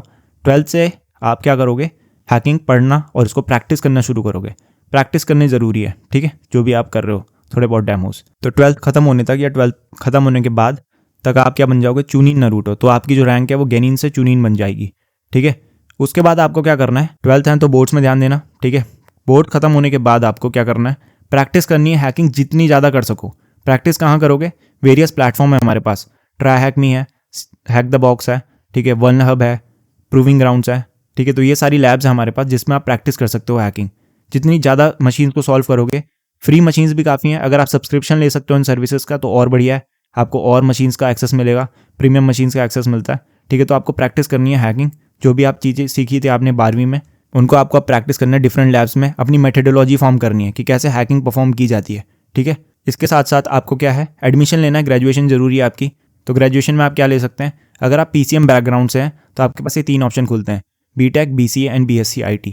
ठीक है, तो अब इनमें से अगर मैं बात करूँ तो BTech सबसे कठिन है, अगर ग्रेजुएशन के हिसाब से पॉइंट ऑफ से मैं बात करूँ कि पढ़ाई किसकी ज़्यादा कठिन, तो BTech सबसे ज़्यादा कठिन है आपका, BCA उसके बाद आता है आपका, and BSc IT at last आता है आपका। तो डिपेंड्स आपको क्या पढ़ाई करनी है, आपके पेरेंट्स क्या बोल रहे हैं, उसके हिसाब से आप इन तीनों ग्रेजुएशन के जो स्ट्रीम्स हैं उनको ले सकते हो, क्योंकि जो तीनों में ट्रेड रहेगा वो IT या CSE रहेगा, तो कोई भी चलेगा। ठीक है, और फीस भी इसके हिसाब से ही है, तो BTech की सबसे ज़्यादा फीस होती है आपकी, देन BCA की होती है, देन BSc IT की होती है, एंड डिफिकल्टी लेवल भी इसी तरीके से है। ठीक है, एंड जो कॉमर्स बैकग्राउंड हैं उनके पास अगर आप टेक्निकल फील्ड में जाना चाहते हैं तो BTech और BSc IT आप नहीं कर सकते, BCA आप कर सकते हो सिर्फ। ठीक है, अगर आप आगे जाके कॉमर्स लेते हो तो BCA आप सिर्फ कर सकते हो। BCA में मैथ्स की जरूरत होती है, लेकिन कई यूनिवर्सिटी या ब्रिज कोर्स कराती है, तो कॉमर्स वाले भी अब BCA कर सकते हैं। ठीक है, वो आप पता कर सकते हैं यूनिवर्सिटी में। तो ये 3 ऑप्शन है आपके पास ग्रेजुएशन में, और इस बीच आपको क्या करना है, प्रैक्टिस करते रहनी है हैकिंग। ठीक है, बग बाउंटी प्लेटफॉर्म्स हैं, CTFs हैं, ये खेलो, टीम बना के खेलो CTFs में। ठीक है, वो सारी चीज़ें आपको करनी है, ब्लॉग्स लिखने हैं, आर्टिकल्स लिखने हैं, यूट्यूब चैनल बना लो, ये सारी चीज़ें मैं आगे डिस्कस करूँगा इन डिटेल, बट ये सारी चीज़ आपको करनी है, साथ साथ में पोर्टफोलियो भी बनाना है अपना, और हैकिंग भी आपकी जो कोर हैकिंग है वो भी प्रैक्टिस करनी है। फिर ये सारी जब आपने ग्रेजुएशन में ले लिया तो ग्रेजुएशन करते करते आपको क्या करना है, सर्टिफिकेशन की प्रिपरेशन करनी है। ठीक है, देने नहीं है, सर्टिफिकेशन की प्रिपरेशन करनी है। तो जो भी मैंने सर्टिफिकेशन बताए थे पीछे, CEH बताया, सिक्योरिटी प्लस बताया, EJPT बताया, OSCP बताया, ये सारे सर्टिफिकेशन आपको करने हैं, ये सारे सर्टिफिकेशन की प्रिपरेशन आपको करनी है। ठीक है, तो ये प्रिपरेशन करते करते, प्रैक्टिस करते करते, अपनी ग्रेजुएशन की पढ़ाई करते करते आप ग्रेजुएट हो जाओगे 3 या 4 साल बाद। ठीक है, and now you are a jonin in Naruto, आपकी जो क्लास है, ठीक है, वो अपग्रेड हो चुकी है। ठीक है, आपकी रैंक, एंड एट लास्ट आपको क्या करना है, पास करना है आपको ये सारी सर्टिफिकेशन या इनमें से कुछ मेजर वंस, जैसे OSCP, CEH या अदर कोई भी सर्ट या EJPT वगैरह आपको पास करना है, या तो ग्रेजुएशन के साथ कर सकते हो, 3rd ईयर के अराउंड कर सकते हो। ठीक है, या फिर बाद उसके बाद भी कर सकते हो, कोई दिक्कत नहीं है इसमें, अगर क्योंकि आपने पढ़ाई कर रखी है, यहाँ से आप पढ़ाई करते हुए आ रहे हो, तो आपका जो बेस है वो काफ़ी स्ट्रॉन्ग है, तो सर्टिफिकेशन निकालना कंपैरेटिवली आपका ईजी हो जाएगा। आप एग्ज़ाम शेड्यूल करो एंड आपका 2 से 3 महीने में भी कोई सर्टिफिकेशन निकल सकता है, कोई बड़ी बात नहीं है अगर आपके फाउंडेशन स्ट्रॉन्ग है तो। ठीक है, तो आपने एक बार OSCP, CEH वगैरह आपने ले लिया क्रेडेंशियल, आपके प्रोजेक्ट्स अच्छे हैं, आपने इतने सालों की हैकिंग करी है, इतने साल से आपने साइबर सिक्योरिटी पढ़ा है, तो आपके जो जॉब मिलने के चांसेस हैं वो काफ़ी इंक्रीज़ हो जाएंगे, एंड एट लास्ट आप बन जाओगे इथिकल हैकर या होकागे नारुतो। ठीक है, तो आपने नूब नारुतो तो शुरू करा था, अब आप होकागे नारुतो बन चुके हैं यहाँ आते आते, अगर आप इस रोड मैप को अच्छे से फॉलो करते हो। ठीक है, तो ये किसके लिए है, 8th में जो बच्चा है उसके लिए। सेम चीज़ 9th और 10th में आप सेम चीज़ करनी है, तो 9th में वो मान लो 9th या 10th दोनों, तो 9th में वो तो IT नॉलेज नेटवर्किंग, 10th में आते आते ये सेम चीज़ है, सब कुछ सेम चीज़ है। ठीक है, टाइमलाइन चेंज हो रही है बस। नेक्स्ट अगर आप 11th 12th में, तो आपको क्या करना है, 11th में बेसिक IT नेटवर्किंग निपटाओ। ठीक है, फिर 11th में ही आपको लिनक्स और कोडिंग निपटाना पड़ेगा, आपके पास अब टाइम कम है, जो पहले से शुरू कर रहा है उसके पास टाइम ज़्यादा है। ठीक है, 8th क्लास के बच्चे के पास टाइम ज़्यादा है as compare to 12th class का 11th क्लास का बच्चा। टाइम ज़्यादा या कम होने की मैं बात नहीं कर रहा हूँ, बस मैं रोड मैप के हिसाब से बात कर रहा हूँ। अगर आपको स्ट्रेट आउट ऑफ कॉलेज एक नौकरी चाहिए या कॉलेज के अंदर एक इंटर्नशिप या नौकरी का अपॉर्चुनिटी चाहिए, तो आपको ये चीज़ें करनी पड़ेंगी पहले से। ठीक है, तो 11th में हो, बेसिक IT नॉलेज और नेटवर्किंग आप कर सकते हो आराम से, लिनक्स और कोडिंग स्किल्स आप आराम से निपटा सकते हो। ठीक है, अगर आपने कंप्यूटर साइंस ली होगी तो कोडिंग आपकी वहाँ कवर हो सकती है आराम से, नेटवर्किंग आपको पढ़ाई जाती है 11th 12th में, तो वहाँ पे आपकी कवर हो जाती है, नहीं तो आप खुद भी पढ़ सकते हो। ठीक है, एंड 12th में आते आते आपको साइबर सिक्योरिटी फंडामेंटल्स और थोड़ी बहुत हैकिंग की प्रैक्टिस करनी शुरू कर देनी है, लर्न करना है हैकिंग की टेक्निक्स को और प्रोसीजर्स को। ठीक है, जब आप ये कर लेंगे उसके बाद सेम चीज़ है, प्रैक्टिस करो अपने ग्रेजुएशन में आके, ग्रेजुएशन चूज़ करो अपने स्ट्रीम के हिसाब से, एंड देन सर्टिफिकेशन की प्रिपरेशन करो, सर्टिफिकेशन दो, and then you can land a awesome job. तो मैंने 11th 12th का बता दिया, अब मैं कॉलेज वालों को बता देता हूँ जो ऑलरेडी कॉलेज में है। ठीक है, तो मेरे पास कई क्वेश्चंस आते हैं कि मैं 2nd सेमेस्टर में हूँ, 1st सेमेस्टर में हूँ, या 2nd ईयर में हूँ, 3rd ईयर में हूँ, तो मुझे क्या करना है इस फील्ड में। ठीक है, तो इट डिपेंड्स। तो अभी जो मैंने यहाँ पे सिनेरियो लिया है that is for pursuing graduation. तो अभी कोई 1st सेमेस्टर में बच्चा आया है, अभी कॉलेज में उसने कदम रखा है और उसे साइबर सिक्योरिटी जैसी कोई चीज़ पता लगी है, हैकिंग जैसी कोई चीज़ पता लगी है, तो वो क्या करेगा, 1st सेमेस्टर में बेसिक IT नॉलेज नेटवर्किंग निपटा दो। ठीक है, सेम चीज़ है, आराम से कर लोगे, कोई बड़ी बात नहीं है इसमें। नेटवर्किंग आपको स्कूल में भी पढ़ाई गई होगी 11th 12th में, अगर आपकी कंप्यूटर साइंस रही है, नहीं है तो आप यूट्यूब से पढ़ सकते हो, या फिर अभी मैं रिसोर्स बताऊंगा उससे आप पढ़ सकते हो। ठीक है, सेकंड सेमेस्टर में लिनक्स और कोडिंग स्किल्स। कोडिंग अगर आप कोई बीटेक बीसीए टाइप डिग्री कर रहे हो तो आपको वहाँ पे कोडिंग सिखाई जाएगी। लिनक्स भी वहाँ पे आपको सिखाया जाएगा मोस्ट प्रोबेबली। ठीक है, थर्ड सेमेस्टर में आते आते आपको फंडामेंटल सिक्योरिटी के पढ़ने हैं। फर्स्ट ईयर कंप्लीट होने के बाद या फर्स्ट ईयर कंप्लीट होने तक आपको ये सारी चीज़ें अच्छे से आनी चाहिए, नेटवर्किंग और लिनक्स वगैरह। उसके बाद आपको सिक्योरिटी फंडामेंटल्स पढ़ने हैं, फिर हैकिंग वगैरह करनी है फोर्थ सेमेस्टर तक। मतलब सेकंड ईयर तक आपको हैकिंग में आनी चाहिए, आपको टेक्निक्स पता होनी चाहिए और आपको पता होनी चाहिए कि साइबर अटैक परफॉर्म किए कैसे जाते हैं। ठीक है, मैं ये नहीं बोल रहा हूँ आपकी स्किल्स वैसी होनी चाहिए, पर मैं ये बोल रहा हूँ आपको समझ में आनी चाहिए चीज़ें, बिकॉज आप स्किल्स गैदर कर सकते हो विद टाइम, पर सिक्योरिटी समझना एक अलग ही चीज़ है। ठीक है, फिर सेकंड ईयर कंप्लीट होते होते आप चुनून बन जाओगे। प्रैक्टिस करनी है थर्ड ईयर में जाते जाते, तो प्रैक्टिस करनी है आपको फाइनल ईयर में, बहुत ज़्यादा प्रैक्टिस करनी है, अपने पोर्टफोलियो स्ट्रॉन्ग करना है। ठीक है, अपने प्लेटफॉर्म में रैंक वगैरह अच्छी कर रखनी है, try hack me hack the box में लोगों के साथ कनेक्ट करना है। ठीक है, एंड साथ साथ में प्रिपेयर करना है फाइनल ईयर में ही आपको, तो फिफ्थ सेमेस्टर में करो या सिक्स सेमेस्टर में करो सर्टिफिकेशंस के लिए। ठीक है, एंड ग्रेजुएशन से या तो आप सिक्स सेमेस्टर में दे सकते हो, तो फाइनल सेमेस्टर में आप दे सकते हो क्या सर्टिफिकेशंस, या फिर सेमेस्टर खत्म होने के बाद भी आप दे सकते हो, दैट डिपेंड्स ऑन यू। ठीक है, तो ये है कॉलेज वालों के लिए। तो अभी जो इसमें सिनेरियो लिया था वो मैंने फर्स्ट सेमेस्टर से जो बच्चा आ रहा है उसके हिसाब से लिया था, बट अगर आप सेकंड सेमेस्टर में हो, थर्ड में हो, तो इस चीज़ को बस इधर खिसकाते जाओ। ठीक है, कुछ नहीं करना आपको, खिसकाते जाओ।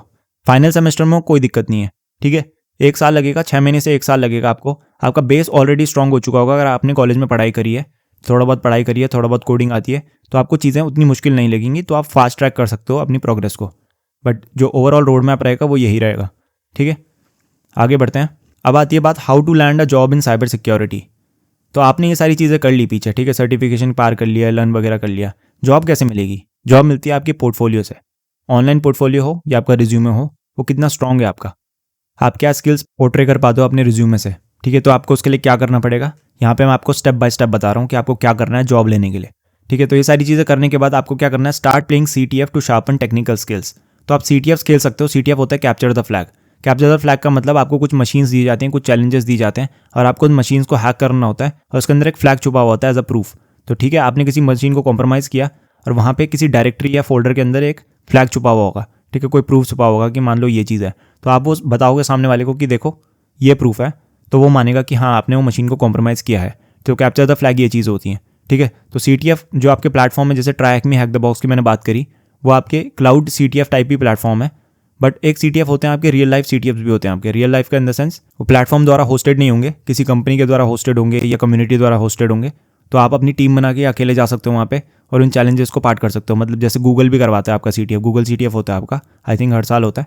तो उसमें भी यही करते हैं हैकर्स आके, वो चैलेंजेस को सॉल्व करते हैं, उसके बदले में उन्हें प्राइजेस मिलते हैं या अपॉर्चुनिटीज़ मिलती हैं एक्स्ट्रा आगे। तो CTF से क्या होगा, जो आपकी टेक्निकल स्किल्स हैं वो काफ़ी इंप्रूव हो जाएंगी। ठीक है, तो आप टीम के साथ कर सकते हो या फिर इंडिविजुअल भी कर सकते हो, CTF खेल सकते हो।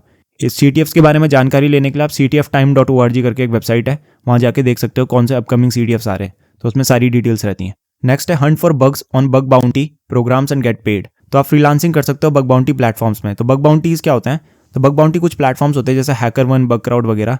तो जैसे मेटा एक कंपनी है, ठीक है, या फेसबुक एक कंपनी है, उसके कुछ प्रोडक्ट्स हैं, कुछ एसेट्स हैं, तो वो क्या चाहती है कि जो सिक्योरिटी प्रोफेशनल्स हैं, फ्रीलांसर्स हैं, जो वो उसमें बग्स निकालें और हमें बताएं। अगर आप उन्हें वो बग्स बताते हो तो आपको उसके बदले कुछ पैसे मिलते हैं और काफ़ी अच्छे पैसे मिलते हैं। ठीक है, तो ये बग बाउंटी प्लेटफॉर्म्स क्या होते हैं, एक तरीके से एग्रीगेटर का काम करते हैं। तो वो कंपनी को वहाँ पे ऑनबोर्ड करेंगे और आप एज अ फ्रीलांसर या आप एज अ सिक्योरिटी रिसर्चर वहाँ पे जाओगे और उन बग्स को फाइंड करोगे उन डोमेन्स में। ठीक है, तो अगर आपको वो बग्स मिल जाते हैं तो आपको उसके बदले के पैसे मिलेंगे, सिंपल सी बात है। तो आप लीगली हैक कर सकते हो फेसबुक, माइक्रोसॉफ्ट, एप्पल, इन सारी कंपनीज़ को।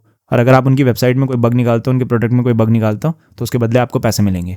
तो आपको क्या करना है, अपना पोर्टफोलियो स्ट्रॉन्ग करने के लिए आपको बग बाउंटीज़ करनी है। ठीक है, तो आप उन प्लेटफॉर्म्स में जाओ, साइन अप करो, ऐसे ही किसी डोमेन में हंट करो। लेट्स से आप पेपाल में हंट करते हो या एप्पल में हंट करते हो, और जितनी बड़ी कंपनी में आप करोगे उसके हिसाब से आपका पोर्टफोलियो बनेगा कि आपने इतनी बड़ी कंपनी को हैक किया या उस पर बग निकाला है।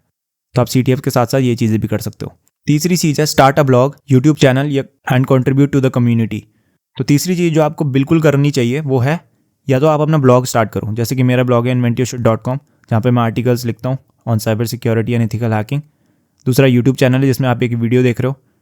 तो ऐसे ही आपको क्या करना है, किसी भी फॉर्म ऑफ कंटेंट आपको क्या करना है, जो भी आपने सीखा है इन 3, 4, 5, 6 सालों में, उसको आपको क्या करना है, कम्युनिटी को प्रोवाइड कराना है। ठीक है, जो चीज़ें आपको पता है उन टेक्निक्स को आप बाहर डालो। क्योंकि साइबर सिक्योरिटी एक ऐसी फील्ड है या टेक इन जनरल एक ऐसी फील्ड है जहाँ पे आप जितना कंट्रीब्यूट करते हो और सामने वाला ये चीज़ जब देखता है तो आपकी जो इमेज है वो काफ़ी अच्छी होती है सामने वाले की नज़र में। ठीक है, तो अगर कोई रिक्रूटर ये चीज़ देख रहा है कि आप ब्लॉग लिखते हो, ठीक है, अपनी जो रिसर्च है या आप जो सीख रहे हो उसको औरों को भी सिखाते हो, तो उससे इम्पैक्ट पड़ता है। तो आपको स्टार्ट करना है एक ब्लॉग। आप गिटहब में कर सकते हो, वर्डप्रेस में कर सकते हो, ठीक है, कैसे भी कर सकते हो। आप एक ब्लॉग कर लो, ब्लॉग स्पॉट में कर सकते हो, या फिर एक यूट्यूब चैनल। तो यूट्यूब चैनल कई लोग नहीं कर सकते, तो ब्लॉग ही मैं इसलिए बोलूँगा। ब्लॉग भी आप अगर आप नहीं कर सकते अफोर्ड, तो आप ट्विटर में ही जो अभी आपका एनालिसिस है छोटी सी वीडियो बना के डाल दो, ठीक है, लिंक्डइन में कोई पोस्ट डाल दो बना के, तो ये सारी चीज़ें भी चलेंगी, पर आपको कंटेंट डालना है बाहर। ठीक है, चौथा पॉइंट है share your progress continuously on LinkedIn and Twitter. 2 platform मैंने यहाँ पे डाले हैं बिकॉज और कोई प्लेटफॉर्म रेलिवेंट है नहीं यहाँ पे। LinkedIn and Twitter. लिंक्डइन क्या है? फेसबुक है प्रोफेशनल्स का। सारे प्रोफेशनल्स, सारी कंपनी के CEOs, HR आपको वहीं मिलेंगे। ठीक है, तो जब आपकी नौकरी मिलने के चांसेस हैं, आजकल जो लिंक्डइन का शायद जॉब पोर्टल है वहीं से आप अप्लाई करते हो जॉब्स वगैरह के लिए भी, तो लिंक्डइन आपका ज़रूरी हो जाता है। सेकंड है ट्विटर। तो बहुत लोग पूछते हैं कि भाई हैकर कम्युनिटी बताओ, कहाँ पे मुझे हैकर्स मिल जाएंगे, डार्क वेब वगैरह वगैरह। डार्क वेब जाने की ज़रूरत नहीं है, ट्विटर जाओ, आपको दुनिया के बेस्ट हैकर्स ट्विटर में मिलेंगे। ठीक है, तो जितनी भी नई सिक्योरिटी न्यूज़ है, रिसर्च है, सारे लोग ट्विटर में ही अपडेट करते हैं। तो एक ट्विटर अकाउंट बनाओ, अच्छे लोगों को फॉलो करो और अपनी भी प्रोग्रेस वहाँ पे शेयर करो, कंटिन्यूसली शेयर करो। तो अगर आप 8th में हो तब से शुरू कर दो, अगर आप 11th में हो तब से शुरू कर दो, कॉलेज में हो कोई दिक्कत नहीं है, तब से शुरू करो। जब से आपने अपनी जर्नी शुरू करी है तब से कंटेंट डालो बाहर, या चीज़ें जो डालो वो बाहर डालो। इससे क्या है, जो सामने वाला लास्ट में देखेगा उसको पता लगेगा कि आपने इतने टाइम से आप ये चीज़ें कर रहे हो। ठीक है, तो पॉजिटिव इम्पैक्ट पड़ता है। दूसरा, आपकी नेटवर्किंग बढ़ती है। तो मान लो आप 5 साल से ये सारी चीज़ें सीख रहे हो and now you are ready to get a job. ठीक है, और 5 साल से आपने एक कनेक्शन बना रखा है लिंक्डइन में, जो अमेजॉन का सिक्योरिटी इंजीनियर है कोई बंदा उस पर। ठीक है, तो अगर आप 5 साल बाद उसको बोलोगे कि भाई मुझे एक रेफरल चाहिए, क्या तुम मेरा इंटरव्यू शेड्यूल करा सकते हो अमेजॉन में, तो व्हाट आर द चांसेस कि वो आपका इंटरव्यू शेड्यूल कराएगा? मेरे हिसाब से काफ़ी ज़्यादा चांसेस हो जाते हैं जब आप कंटिन्यूसली अपनी प्रोग्रेस शेयर करते हो इन प्लेटफॉर्म्स के ऊपर और सामने वाला बंदा आपको देख रहा होता है। भले वो उसने आपसे आज तक बात नहीं करी है, ठीक है, लेकिन वो आपका रेफरल लगाएगा। क्यों? क्योंकि उसको भी उसके बोनस मिलता है, उसके पैसे मिलते हैं उसके, एंड उसको पता है कि जिस बंदे को मैं रेफर कर रहा हूँ आगे वो एक स्किल्ड बंदा है और उसकी जो प्रोग्रेस है वो मैंने देखी है। तो ये हार्डवर्किंग बंदा है, डेडिकेटेड बंदा है और उसमें स्किल है, तो ये इंटरव्यू निकाल लेगा। पर ऐसा नहीं होगा कि मेरी बेइज्जती हो रही है इसको आगे रेफर करके। ठीक है, तो ये सारी चीज़ आपको करनी है in order to get a job. And at last create projects related to cyber security. ये भी बहुत ज़्यादा आपका क्या है, इंपॉर्टेंट चीज़ है। बिकॉज सिक्योरिटी में ऐसा है ना, सिक्योरिटी में आपको एक्सपीरियंस मांगते हैं ज़्यादातर लोग, बट एक्सपीरियंस आप कैसे दिखाओगे जब आपने कभी काम ही नहीं करा है? तो एक्सपीरियंस आप कैसे दिखा सकते हो, यही मैंने यहाँ पे बताया। एक्सपीरियंस आप दिखाओ अपनी CTF स्किल से। CTF खेलो, CTF जीतो, पार्टिसिपेट करो। बग बाउंटी से आप रियल वर्ल्ड एक्सपीरियंस दिखा सकते हो कि मैंने इन डोमेन्स में इन कंपनीज को हंट किया है। ठीक है, यूट्यूब चैनल और ब्लॉग से आप अपनी एक्सपर्टीज दिखा सकते हो कि ये चीज़ मैं इतनी अच्छे से पढ़ा सकता हूँ। लिंक्डइन और ट्विटर में ये सारी चीज़ें करने के बाद आप शेयर कर सकते हो। एंड एट लास्ट जो आपने प्रोजेक्ट्स बनाए होंगे आपके रिज्यूम में, वो दिखाएगा आपकी पर्टिकुलर नीश के ऊपर पकड़, जैसे कि मालवेयर एनालिसिस, नेटवर्क सिक्योरिटी या वेब सिक्योरिटी। ठीक है, तो आप ऐसे प्रोडक्ट्स बनाते हो या ऐसे प्रोजेक्ट्स बनाते हो तो उससे काफ़ी इंपैक्ट पड़ेगा। तो ये सारी चीज़ें अगर आप करते हो, ठीक है, और मैंने यहाँ पे परसेंटेज में डाला है कि आपको क्या क्या करना है। तो सारी चीज़ें आपको ज़रूरी नहीं है कि सब एक जैसे करना है आपको। सबसे पहले है CTFs एंड बग बाउंटीज़। तो 30% आपका टाइम जाना चाहिए CTFs और बग बाउंटीज़ के लिए आपके। ठीक है, नेक्स्ट 40% है आपका LIP या लर्न इन पब्लिक। तो 40% जो आपका जाना चाहिए एफर्ट या टाइम, वो किस में जाना चाहिए? लर्न इन पब्लिक में जाना चाहिए। मतलब ये सारी चीज़ें प्रोग्रेस जो आप शेयर करो लिंक्डइन और ट्विटर में, तो जो भी आप करोगे यहाँ पे वो यहाँ पे ज़रूर जानी चाहिए, क्योंकि वही आपको आगे जाके नौकरी देगा। ठीक है, 20% आपका कंट्रीब्यूशन जा सकता है कम्युनिटी की तरफ, जैसे कि ब्लॉग आपने लिख लिया, तो मान लो महीने में आपने 3 आर्टिकल लिख लिए या महीने में आपने 2-4 वीडियोस डाल दी यूट्यूब में या किसी और प्लेटफॉर्म में, तो कम्युनिटी कंट्रीब्यूशन होगा आपका। एंड 10% आपका प्रोजेक्ट चलेगा। ठीक है, तो मान लो आपके 2-4 प्रोजेक्ट भी हैं आपके फाइनल रिज्यूमे में, तो वो अच्छा इंपैक्ट डालेंगे। ठीक है, तो इस तरीके से you can land a job in cyber security या एथिकल हैकिंग। नेक्स्ट बात कर लेते हैं रिसोर्सेज की। So free resources to learn. So सबसे पहले स्किल जो हमने बात करी थी दैट वाज फाउंडेशनल नॉलेज, तो वो आप कैसे कर सकते हो? उसके लिए मैंने एक ई-बुक बनाई है, फ्री ई-बुक है, जो कि मेरे टेलीग्राम चैनल पे है, वो मैं आपको दिखा देता हूँ अभी। Okay, so this is the e-book. ठीक है, कंप्यूटर बेसिक्स फॉर नूब्स, ये मैंने बनाई है। एंड इसमें अगर मैं देखूँ कि क्या क्या हम टॉपिक्स कवर करेंगे, तो classifications of computers, history and evolutions of computer, system characteristics, generations of computer, components of computers, memory को हम डिटेल में समझेंगे, hardware and software, internet and intranet, number system, common ports, data and information, networking, operating system. ठीक है, तो ये सारी चीज़ों को अगर आप पढ़ लोगे ढंग से इस ई बुक को, छोटी सी ई बुक है, ज़्यादा बड़ी नहीं है। ठीक है, एंड फ्री है ये। आप टेलीग्राम चैनल में नीचे लिंक है, वहाँ से आप डाउनलोड कर सकते हैं इसे। तो इसे आप अगर कवर कर लेते हो तो बेसिक्स आपके कंप्यूटर फंडामेंटल्स के वो आपके क्लियर हो जाएंगे, ठीक है। दूसरा रिसोर्स है जो फंडामेंटल है, दैट इज A+ मैंने बताया था आपको। तो प्रोफेसर मैसर करके एक यूट्यूब चैनल है, ठीक है। तो इनकी एक प्लेलिस्ट है यहाँ पे A+ ट्रेनिंग की, तो आप इसको देख सकते हो। यहाँ से आपको काफ़ी अच्छी अंडरस्टैंडिंग हो जाएगी फंडामेंटल्स की, ठीक है। तो प्रोफेसर मैसर A+, इसका लिंक मैं डिस्क्रिप्शन में दे दूंगा, तो वहाँ से आप एक्सेस कर सकते हैं इस प्लेलिस्ट को, ठीक है। आगे बढ़ते हैं। नेक्स्ट है हमारे पास नेटवर्किंग बेसिक्स, नेटवर्किंग और लिनक्स बेसिक्स। उसमें मेरे पास है IYS ऑन स्टेरॉइड्स।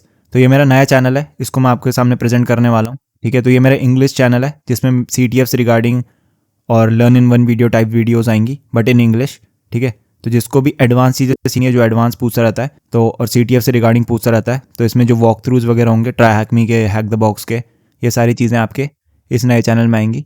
तो मैं इसको आपको दिखा देता हूँ। ऑलराइट, सो ये मेरा नया चैनल है IYS ऑन स्टेरॉइड्स एंड ये इंग्लिश चैनल है। यहाँ पे कंप्लीट कोर्स डाल रखा है, ठीक है। So master networking for hackers in one video, ये मेरे पेड कोर्स का पार्ट है, ठीक है, जिसके बारे में आगे बात करूँगा अभी। सो नेटवर्किंग फॉर हैकर्स है, इसको अगर आपने देख लिया, इंग्लिश में है ये, इसको आपने देख लिया, आपको इसके अलावा नेटवर्किंग देखने की ज़रूरत नहीं है, ठीक है। 1 घंटे 19 मिनट का कोर्स है ये, इसको कंप्लीट कर लो, 1 घंटे का कोर्स नेटवर्किंग। उसके बाद हैकिंग में कभी ज़रूरत नहीं पड़ेगी, कहीं पे आप नेटवर्किंग में फंस जाओ, ठीक है। तो यहाँ पे इसको चैनल को सब्सक्राइब कर दीजिएगा एंड इस वीडियो को आप लाइक कर दीजिएगा, कमेंट कर दीजिएगा, ठीक है, ताकि इस चैनल को भी बूस्ट मिले। नया चैनल है, कोई सब्सक्राइबर नहीं है, so it wants your support, so please go and support, ये वीडियो देखो and learn networking from here. अगर मैं लिनक्स की बात करूँ तो लिनक्स का भी कंप्लीट ऐसा ही 1 घंटे का राउंड या उससे ज़्यादा का कोर्स आएगा इसमें ही, जो कि मैं कल या परसों में डाल दूंगा, ठीक है। तो आप वहाँ से इस चैनल को सब्सक्राइब कर लिएगा एंड लिनक्स फॉर हैकर्स भी यहाँ पे आएगा, तो आप वहाँ से सीख सकते हैं, वो भी मेरे पेड कोर्स का पार्ट है, ठीक है। तो यहाँ पे मैं डाल रहा हूँ 2 चीज़ें, मिनी कोर्स हैं ये दोनों, जिसको आप एक्सेस कर सकते हो यहाँ से, ठीक है। इसको भी मैं डिस्क्रिप्शन में डाल दूंगा, इसका चैनल का रेफरेंस या लिंक। नेक्स्ट, अगर कोडिंग सीखनी है आपको पाइथन स्पेसिफिकली, तो हमारे पास 2 चैनल है यूट्यूब में। फ्री कोड कैम्प करके है, ये इंग्लिश में है, काफ़ी अच्छी डिटेल वीडियोज़ रहती है इनकी, एंड दूसरा है हिंदी में, अगर आपको सीखना है कोड विद हैरी, ठीक है। इन दोनों की प्लेलिस्ट या जो दोनों का कोर्स वगैरह है वो मैं डाल दूंगा डिस्क्रिप्शन में, तो वहाँ से आप इसको एक्सेस कर सकते हैं। और अगर साइबर सिक्योरिटी एंड हैकिंग सीखनी है तो IYS मेरा मतलब ब्लॉग है जो inventyourshit.com, वहाँ पे जाओ, दुनिया भर की लैब्स के मैंने वॉक थ्रू डाल रखे हैं, राइटअप्स डाल रखे हैं, ठीक है। वहाँ से आप उसको एक्सेस कर सकते हैं। एंड अगर कोर्स की बात करें तो एक कोर्स डला हुआ है इस चैनल में, 8 घंटे प्लस का है। अगर आप उसको देख लेते हो तो आपको हैकिंग की अच्छी खासी समझ हो जाएगी, क्या हैकिंग है और कैसे कैसे अटैक्स परफॉर्म किए जाते हैं, ठीक है। तो आप साइबर सिक्योरिटी हैकिंग यहाँ से कर सकते हो। एंड प्रैक्टिस करने के लिए आपके पास जो प्लेटफॉर्म है, यहाँ पे जाके साइन अप करो, ट्राई हैक मी है, वल्नहब है एंड हैक द बॉक्स है, ठीक है। तो ये 3 डाले हैं। इसके अलावा प्रूविंग ग्राउंड्स भी है आपका, और अदर लैब्स भी हैं, पेनटेस्टर लैब्स वगैरह हैं, पोर्ट सिक्योर की लैब्स हैं, तो उन सारी चीज़ों को आप कर सकते हो। मेरा जो पर्सनल प्रेफरेंस रहेगा और आपके लिए सजेशन रहेगा, स्टार्ट विद ट्राई हैक मी, और उसके बाद आप हैक द बॉक्स को ट्राई कर सकते हो, ठीक है। तो ये फ्री रिसोर्सेज हैं, इनका लिंक डिस्क्रिप्शन में मिल जाएगा या टेलीग्राम चैनल में मिल जाएगा आपको, तो दोनों आप रेफर कर लीजिएगा। ऑलराइट, सो मैंने इतनी सारी डिटेल्स बताई आपको, फ्री रिसोर्सेज भी बताए, बट अगर आप मेरे से पूछोगे आप कैसे इस प्रोसेस को फास्ट ट्रैक कर सकते हो, तो उसमें मेरे पास एक कोर्स है यहाँ पे, offensive hacking cookbook, mastering the art of penetration testing.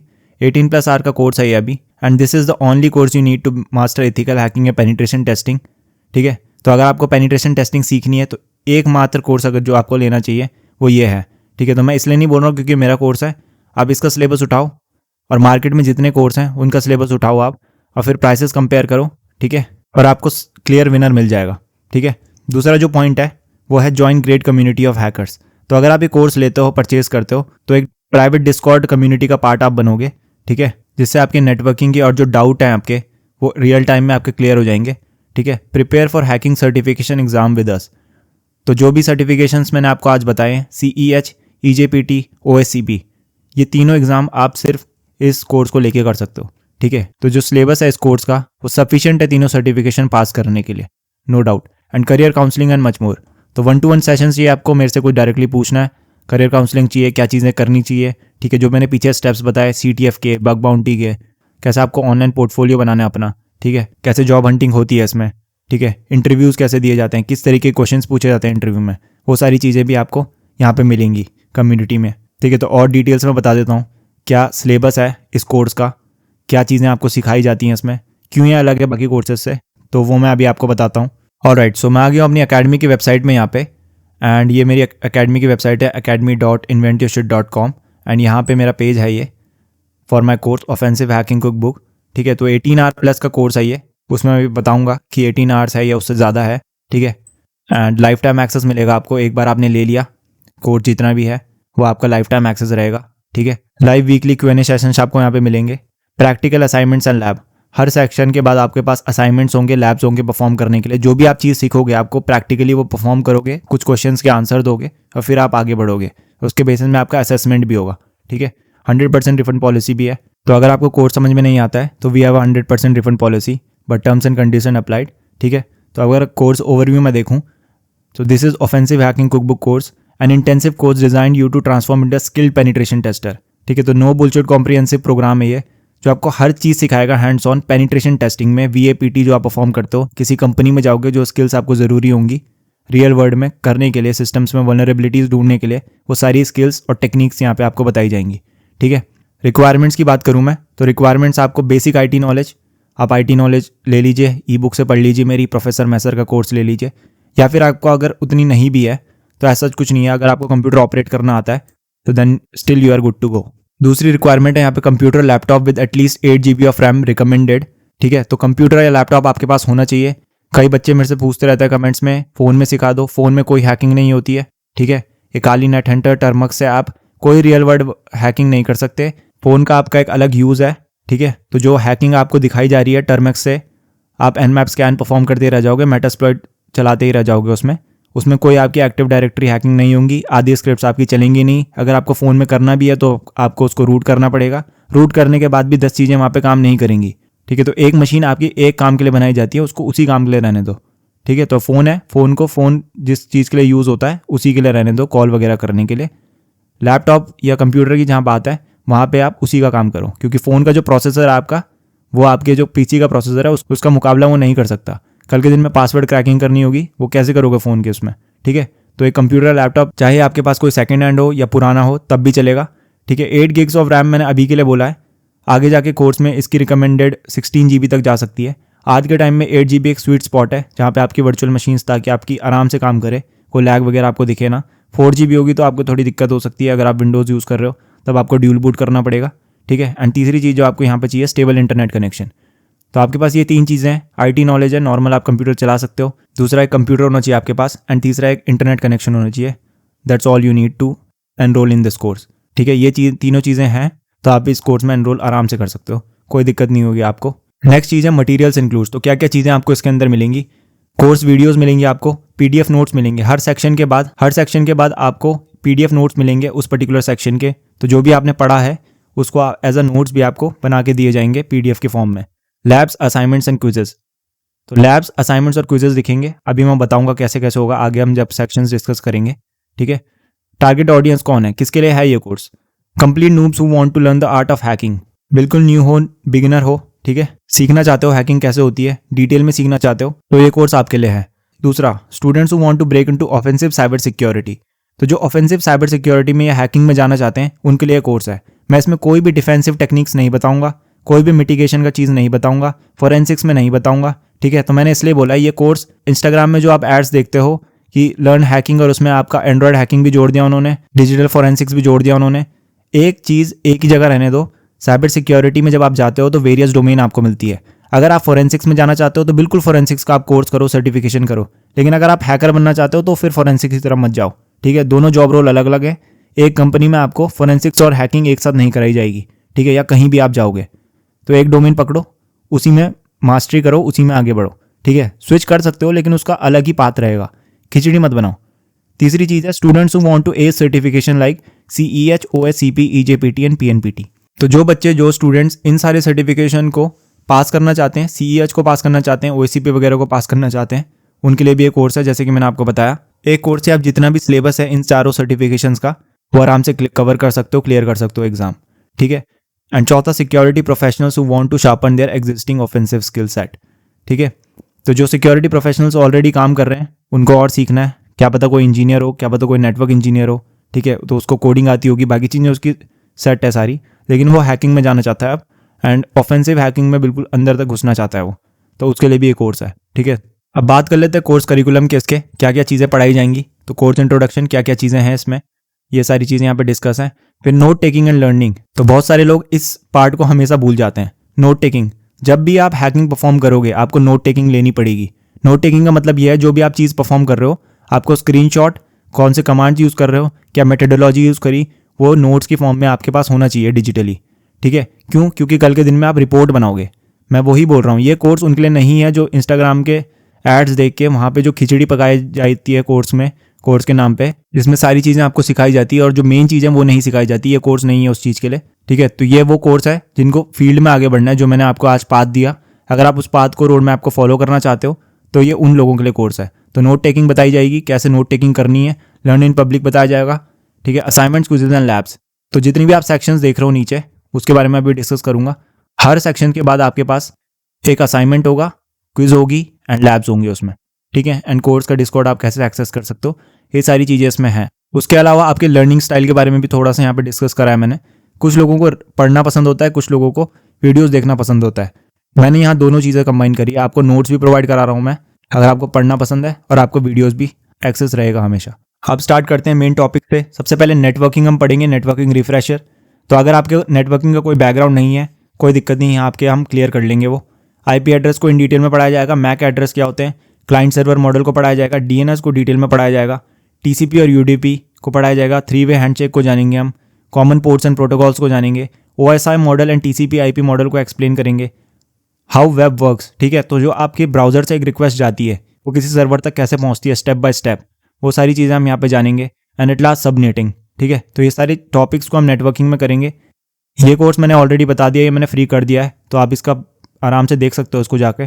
ठीक है, IYS ऑन स्टेरॉइड चैनल में, नीचे डिस्क्रिप्शन में मिल जाएगा आपको लिंक। नेक्स्ट हम पढ़ेंगे लिनक्स के बारे में। सो लिनक्स जो आपकी स्किल है यहाँ से कवर हो जाएगी। सबसे पहले installing Kali Linux on VMware and virtual box. पहले काली लिनक्स हम इंस्टॉल करेंगे, फिर काली लिनक्स का ओवरव्यू दिया मैंने डिटेल में, देन सूडो ओवरव्यू दिया यहाँ पे। फाइल सिस्टम को कैसे नेविगेट करते हैं लिनक्स में, फाइल एंड डायरेक्टरी परमिशन को डिटेल में जाना है, यूजर्स और प्रिविलेजेस क्या होते हैं, कैसे हम व्यू, क्रिएट और एडिट कर सकते हैं फाइल्स को, ग्रैप एंड पाइपिंग को कैसे यूज़ करते हैं, फाइल्स को कैसे फाइंड करते हैं लिनक्स में, इन्यूमरेट कैसे करते हैं किसी लिनक्स डिस्ट्रीब्यूशन को, उसके कर्नल के बारे में कैसे इन्फॉर्मेशन निकालते हैं, शेल और बैच कॉन्फ़िगरेशन के कैसे उनको मॉडिफाई करते हैं या छेड़खानी करते हैं उनके साथ, डिस्क यूसेज आपको चेक करनी है आपके लिनक्स की, कैसे करोगे, नेटवर्किंग कमांड्स क्या होते हैं लिनक्स में, फाइल कंप्रेशन करना है लिनक्स में तो वो कैसे होता है, सर्विस और प्रोसेस को कैसे मैनेज करते हैं लिनक्स में, सॉफ्टवेयर और टूल्स को कैसे इंस्टॉल करोगे अलग अलग, कीबोर्ड शॉर्टकट्स के बारे में कुछ बताया यहाँ पे, एंड लास्ट प्रॉक्सी चेन्स और टॉर का कैसे हम यूज़ कर सकते हैं। ठीक है, तो ये वाला कोर्स भी जो है मिनी कोर्स बना के मैं IYS ऑन स्टेरॉइड चैनल में डाल दूंगा, तो आप वहाँ से इसका एक्सेस ले सकते हैं। ठीक है, ये दोनों मॉड्यूल्स का। अब बात करूँ मैं असाइनमेंट्स, लैब्स और क्विजेस की, तो जैसे कि मान लो आपने लिनक्स रिफ्रेशर मॉड्यूल्स पढ़ा यहाँ पे या नेटवर्किंग रिफ्रेशर पढ़ा आपने, तो हर सेक्शन के बाद, तो ये एक सेक्शन हो गया IP एड्रेस, मॉड्यूल हो गया नेटवर्किंग रिफ्रेशर, सेक्शन हो गया IP एड्रेस। तो आप IP एड्रेस के बारे में पढ़ोगे, फिर आपके पास एक असाइनमेंट आएगा, आपको असाइनमेंट कंप्लीट करना पड़ेगा। असाइनमेंट में आपके लॉन्ग फॉर्म क्वेश्चंस हो सकते हैं, मल्टीपल चॉइस क्वेश्चंस हो सकते हैं, और आपके प्रैक्टिकल क्वेश्चंस भी हो सकते हैं। ठीक है, या प्रैक्टिकल लैब्स भी दी जा सकती हैं आपको। तो असाइनमेंट हर सेक्शन के बाद आपको मिलेगा।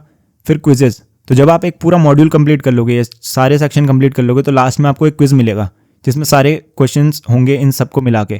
तो आपको एक 20 नंबर का क्विज होगा, वो आपको परफॉर्म करना है, यहाँ पे सॉल्व करना है या उसका आंसर्स देने हैं। ठीक है, एंड लैब्स की बात करूँ तो मैं आगे दिखाऊंगा आपको कहाँ पे हमने लैब्स को सॉल्व किया है। नेक्स्ट है साइबर सिक्योरिटी प्रिंसिपल।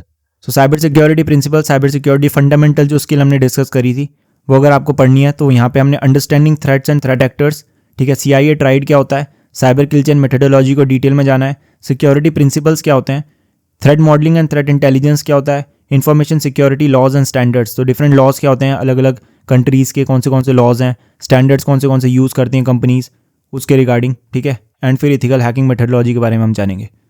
तो यह है आपका साइबर सिक्योरिटी फंडामेंटल्स या प्रिंसिपल, यहाँ से आपका बिल्कुल कवर हो जाएगा। नेक्स्ट है इन्फॉर्मेशन गैदरिंग। अब आ रहे हैं हम इन्फॉर्मेशन गैदरिंग फेज में। तो ये मेरे हिसाब से सबसे बड़ा मॉड्यूल है इसका, बिकॉज इसमें मैंने इतनी टेक्निक्स बताई हैं जितने मैंने बोला ना किसी ने और ने कभी कवर ना करी हो। तो इसको मैंने 3 पार्ट में बांटा है। सबसे पहले L1 रिकॉन, ठीक है, लेवल 1 रिकॉन में, दूसरा L2 रिकॉन में, तीसरा L3 रिकॉन में बांटा मैंने से। तो लेवल 1 में जो टेक्निक्स है वो थोड़ी हल्की है, हल्की मतलब उनको आप तुरंत कर सकते हो, और उससे जो डेटा मिलेगा आपको वो आपका स्टार्टिंग पॉइंट के लिए काफ़ी अच्छा डेटा रहता है। ठीक है, तो सबसे पहले introduction to reconnaissance, identifying our target. अपने टारगेट को बिल्कुल आइडेंटिफाई कैसे करेंगे हम, क्या क्या चीज़ों को देखेंगे, बेसिक गूगल सर्च की मदद से कितनी ज़्यादा इन्फॉर्मेशन हम निकाल सकते हैं। ठीक है, तो आइडेंटिफाई करेंगे हम टारगेट को। हुईज रिकॉर्ड्स का यूज़ लेंगे, ठीक है, गूगल डॉकिंग इन डिटेल में समझाई है जितनी पॉसिबल हो सकती है। कंपनी ओसेंट, किसी कंपनी के बारे में स्पेसिफिक डिटेल्स कैसे निकालते हैं, उसके लिए हमारे पास स्पेसिफिक वेबसाइट्स होती हैं, उसका यूज़ किया है यहाँ पे। वेब आर्काइव्स, ठीक है, identifying website technologies, discovering email address, company के ईमेल एड्रेस कैसे हंट करोगे आप, हंटिंग ब्रीच क्रेडेंशियल्स, ठीक है, तो ब्रीच डेटा का कैसे यूज़ किया जाता है, हंटिंग फॉर सब डोमेन कैसे निकालोगे, बग बाउंटी के लिए काफ़ी यूज़फुल चीज़ है।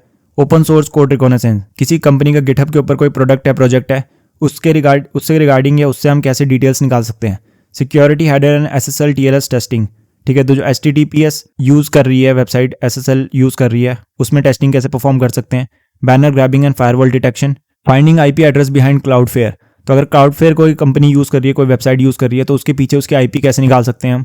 शोडैन, जूमाई एंड सेंसेस, तो ये कुछ सर्च इंजन है जिसका यूज़ लेंगे हम टारगेट के बारे में और डिटेल निकालने के लिए। इन्यूमरेशन विद कार्बन डेटिंग, तो ये एक स्पेसिफिक टेक्निक है जिससे हम ब्लॉक्स की एजेस निकाल सकते हैं। एंड्रॉइड ऐप्स इन्यूमरेशन, तो टारगेट के अगर कोई एंड्रॉइड ऐप्स है उसके बारे में कैसे हम इन्यूमरेट कर सकते हैं उन्हें।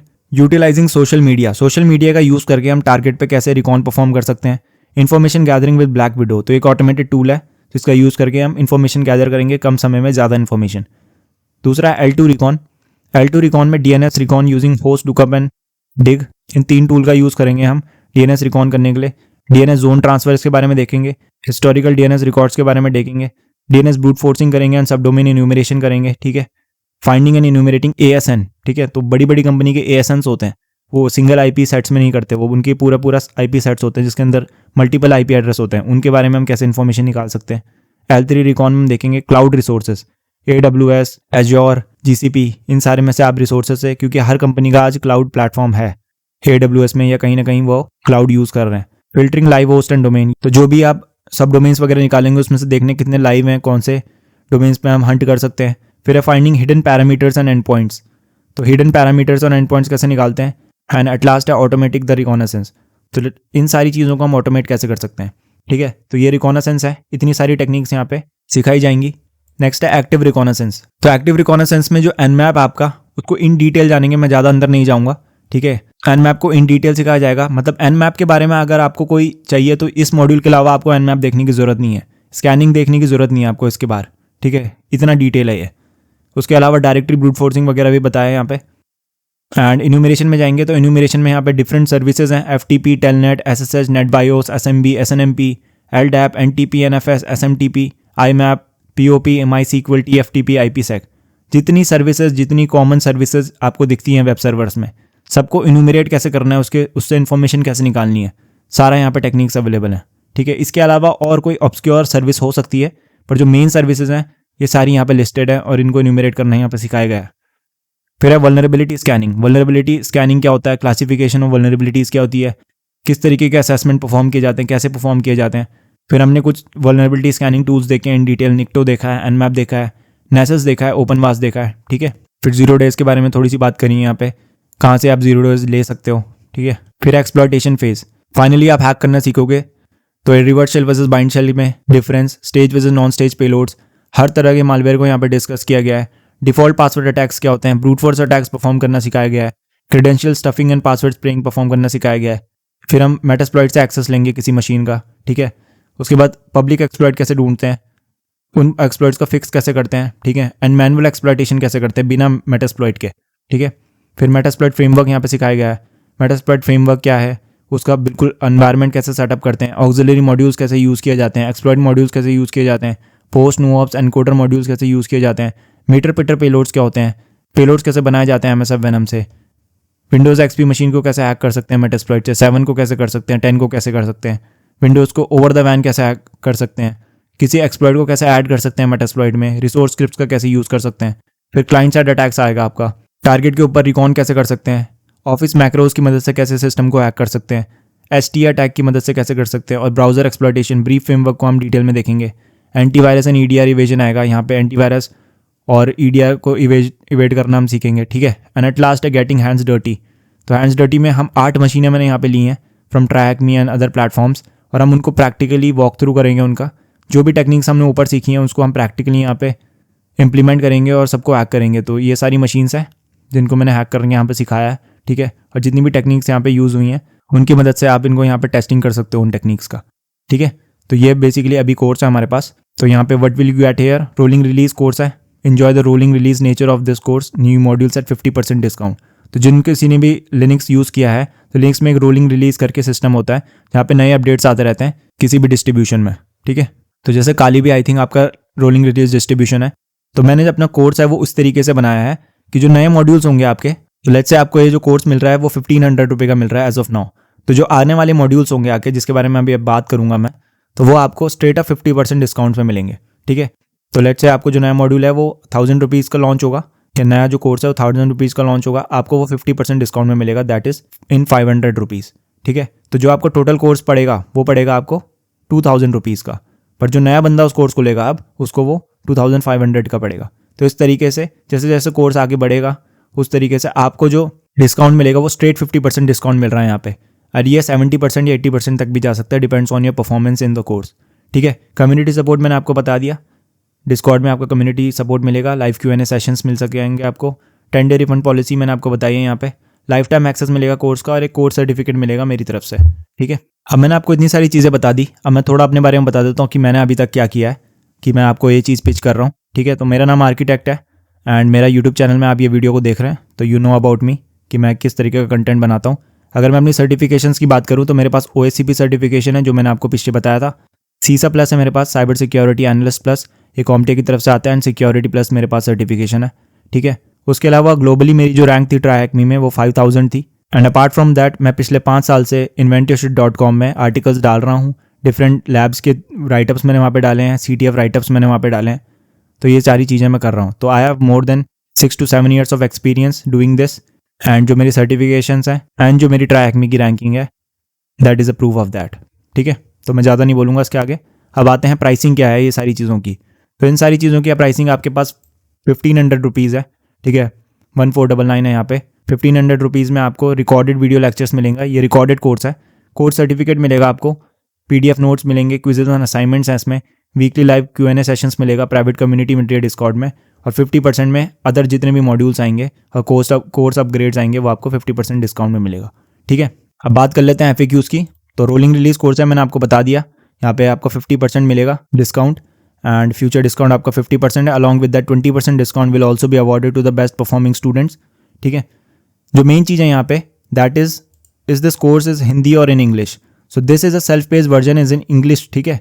तो इंग्लिश में है ये कोर्स, हिंदी में नहीं है ये कोर्स, मैं पहले ही बता रहा हूँ आपको, ये इंग्लिश में कोर्स है, और इंग्लिश में बनाने का इसका सिंपल सा मतलब ये है कि ये सिर्फ इंडियन ऑडियंस या देसी ऑडियंस को कंसिडर करके नहीं बनाया गया कोर्स, ये इंटरनेशनल ऑडियंस को कंसिडर करके बनाया गया है, साइबर सिक्योरिटी मार्केट के हिसाब से, साइबर सिक्योरिटी को जो नीड है ट्रेनिंग की उसको हिसाब से बनाया गया है इसे, ठीक है। तो स्केल करने के पॉइंट ऑफ व्यू से इसे इंग्लिश में बनाया गया है, एंड ये इंग्लिश में ही रहेगा।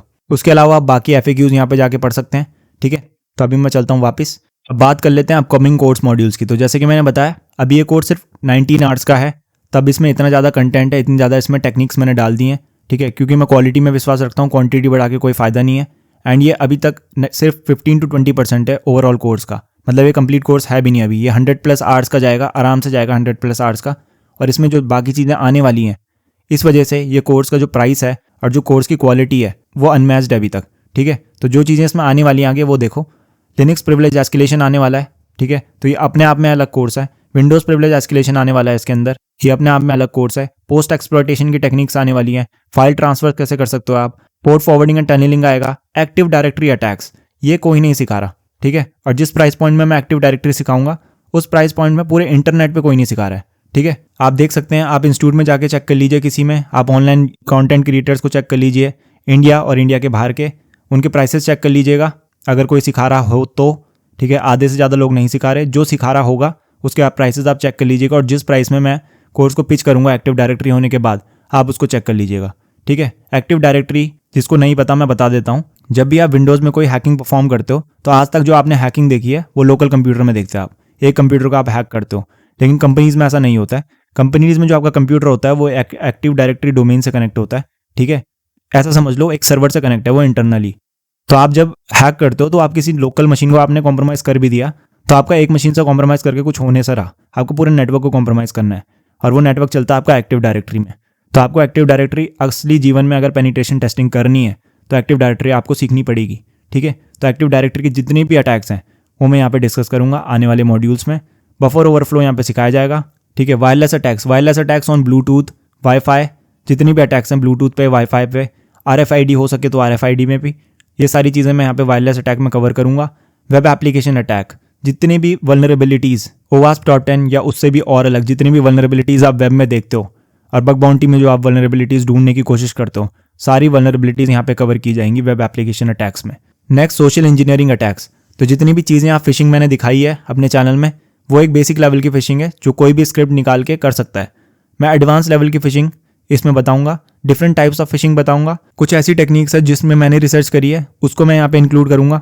रियल एनवायरनमेंट में कैसे फिशिंग परफॉर्म की जाती है, कैसे सेटअप किया जाता है उसके इंफ्रास्ट्रक्चर का, ठीक है, कैसे अटैकर्स परफॉर्म करते हैं फिशिंग, उन टेक्निक्स को मैं यहाँ पे दिखाऊंगा। फिशिंग के अलावा जो और सोशल इंजीनियरिंग अटैक्स हो सकते हैं पॉसिबल, उनको यहाँ पे इन डिटेल में दिखाया जाएगा, ठीक है। And at last report writing है यहाँ पे। तो रिपोर्ट राइटिंग मतलब कैसे आप प्रोफेशनली एक रिपोर्ट क्रिएट कर सकते हो जो आप अपने क्लाइंट्स को या अपने कस्टमर्स को प्रोवाइड करा सकते हो आफ्टर अ पेनिट्रेशन टेस्ट। जो मैंने नोट टेकिंग के बारे में आपको बताया था, नोट टेकिंग करने के बाद आपको एक प्रोफेशनल रिपोर्ट बनानी होती है जो आप कंपनीज में काम करते हो, ठीक है। तो सिर्फ हैकिंग नहीं होती है, आपको प्रोफेशनली एक रिपोर्ट भी देनी होती है कि ये वल्नरेबिलिटीज़ मैंने ढूंढी है, इसका ये मिटिगेशंस हैं, इस तरीके से आप इसको इम्प्लीमेंट कर सकते हो, ठीक है, ये सारी चीज़ें। एंड जो अपकमिंग कोर्स मॉड्यूल्स हैं, ये मैंने सिर्फ ऑलमोस्ट आधे डाले हैं यहाँ पे। कुछ चीज़ें ऐसी है जो मेरे दिमाग में अभी आई नहीं थी तो मैंने यहाँ पे नहीं डाले हैं, बट और भी यहाँ पे सेक्शंस हो सकते हैं, मॉड्यूल्स हो सकते हैं। एंड इस मॉड्यूल्स के अंदर कम से कम, अगर मैं एक्टिव डायरेक्टरी की बात करूँ, 40-50 वीडियोस, पोर्ट फॉरवर्डिंग टनलिंग की बात करूँ 10-15 वीडियोस, तो यहाँ पे आप कम से कम 300-400 वीडियोस की बात कर रहा हूँ मैं, और एटलीस्ट 200 की तो कर ही रहा हूँ। एटलीस्ट 200 वीडियोस हैं इन सारे मॉड्यूल्स के, अगर मैं मिला के बोलूँ आपको अभी, ठीक है। तो आप अगर ये देख रहे हो कि ये 8-10 मॉड्यूल्स यहाँ पे मैंने लिस्ट किए हैं जो आने वाले हैं, ये मैं बोल रहा हूँ कि ये मैंने कंप्लीट डाले भी नहीं है अभी, इतने मेरे दिमाग में अभी हैं जो मैंने अभी करने हैं। इसके अलावा और चीज़ें भी ऐड ऑन हो सकती हैं इसमें, लेकिन इतने मॉड्यूल्स के अंदर भी अभी 200 वीडियोज़ की मैं बात कर रहा हूँ, ठीक है, एटलीस्ट। ओके, सो कुछ रीजंस की बात कर लेते हैं हम जो लोग मुझे देते हैं जब वो कोर्स परचेस करने की बात करते हैं। सबसे पहले, टू एक्सपेंसिव फॉर मी, ठीक है, मेरे लिए बहुत महंगा है ये। मैं एक स्टूडेंट हूँ, मेरे को 1000 रुपये नहीं दे सकता, मैं 1500 रुपये नहीं दे सकता, मेरा बजट इतना नहीं है।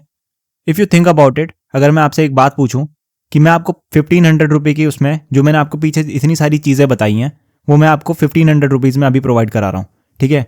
और इसका कोर्स बढ़ेगा आगे, प्राइस बढ़ेगा इसका। और अगर मैं इसका प्रीमियम देखूँ तो जितना मैंने अभी तक दिया है 1500, उसका काफ़ी कम है, बहुत ज़्यादा कम है उसका, ठीक है। तो too expensive for me depends. तो अगर आप ये बात कर रहे हो कि ये मेरे लिए काफ़ी ज़्यादा है, तो वही मुझे देखना पड़ेगा कि आप किस सोशो इकोनॉमिक बैकग्राउंड से आ रहे हो, ठीक है। अगर आप एक अच्छे स्कूल में जा रहे हो, इंग्लिश मीडियम स्कूल में जा रहे हो, तो आई डोंट थिंक कि 1500 रुपये साल का आपको देने में कोई दिक्कत है, साल का या लाइफ टाइम का कोई 1500 रुपये देने में आपको दिक्कत है, ठीक है। If you think really think about it, अगर आप इस चीज़ को ढंग से सोचो, तो आप 8th क्लास में हो, 9th क्लास में हो, 10th क्लास में हो, 11th 12th में या कॉलेज में हो, 1500 इन्वेस्ट करके या फिर XYZ अमाउंट इन्वेस्ट करके, लेट्स से 10,000 भी मान लो आप इन्वेस्ट करते हो, और उसके बाद आपको एक हाई पेइंग जॉब लगती है, तो क्या 10,000 वो आपके लिए एक्सपेंसिव है अगर आप स्किल बिल्डिंग में ये पैसा डालने की कोशिश कर रहे हो, ठीक है। पेनिट्रेशन टेस्टिंग या एथिकल हैकिंग हाईली नीश फील्ड है। कंप्यूटर साइंस एक बहुत बड़ा डोमेन है, एथिकल हैकिंग उसका एक बहुत छोटा सा पार्ट है और काफ़ी नीश पार्ट है, हर किसी की बस की नहीं है वो। तो अगर आप उसकी ट्रेनिंग में पैसा डाल रहे हो, वो चीज़ सीखने की कोशिश कर रहे हो, हाई डिमांडिंग स्किल सीखने की कोशिश कर रहे हो, ठीक है, अब वो भी 1500 रुपये में या 2000 रुपये में अगर आपको कोई रिसोर्स मिल रहा है, तो मेरे हिसाब से it's not expensive for you have to reconsider. आपको ये चीज़ के बारे में सोचना चाहिए अगर आप सीरियस हो। अगर सीरियस नहीं हो तो there is no point of talking, ठीक है। दूसरा है, आई डोंट नो इंग्लिश। मैंने बताया आपको जो मेरा कोर्स है वो इंग्लिश में है। बहुत लोग बोलते हैं मुझे इंग्लिश नहीं आती, और मैं उनसे पूछता हूँ कि क्या आप इंग्लिश मीडियम स्कूल में पढ़ रहे हो, और वो most of the time 98% of the time वो हाँ बोलते हैं। तो अगर आप इंग्लिश मीडियम में पढ़ रहे हो, 8th 9th 10th 11th 12th, आप 12 साल एक इंग्लिश मीडियम स्कूल में पढ़ते हो, ठीक है, और आप मुझे ये बोल रहे हो कि मुझे इंग्लिश नहीं आती, तो फिर ये चीज़ सोचने वाली बात है।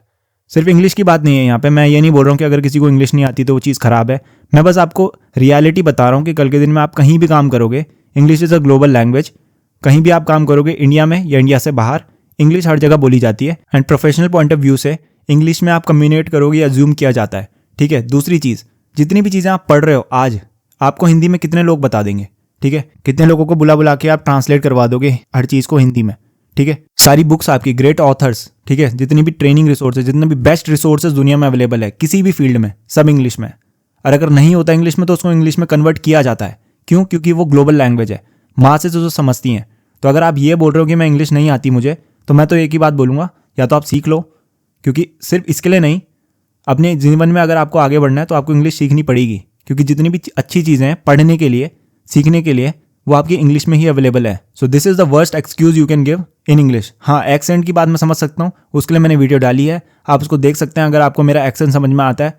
अपनी वीडियोज़ में मैं बीच बीच में थोड़े इंग्लिश वर्ड्स का यूज़ कर लेता हूँ, तो आपको पता है कि मैं किस तरीके से किन वर्ड्स का प्रोनाउंस करता हूँ। अगर एक अंग्रेज़ एक पर्टिकुलर चीज़ को प्रोनाउंस कर रहा है, वो मे बी थोड़ा डिफरेंट हो सकता है, बट इंडियन एक्सेंट के साथ ही मैं बोलता हूँ, एंड मेरा कोई अंग्रेज़ वाला एक्सेंट है नहीं।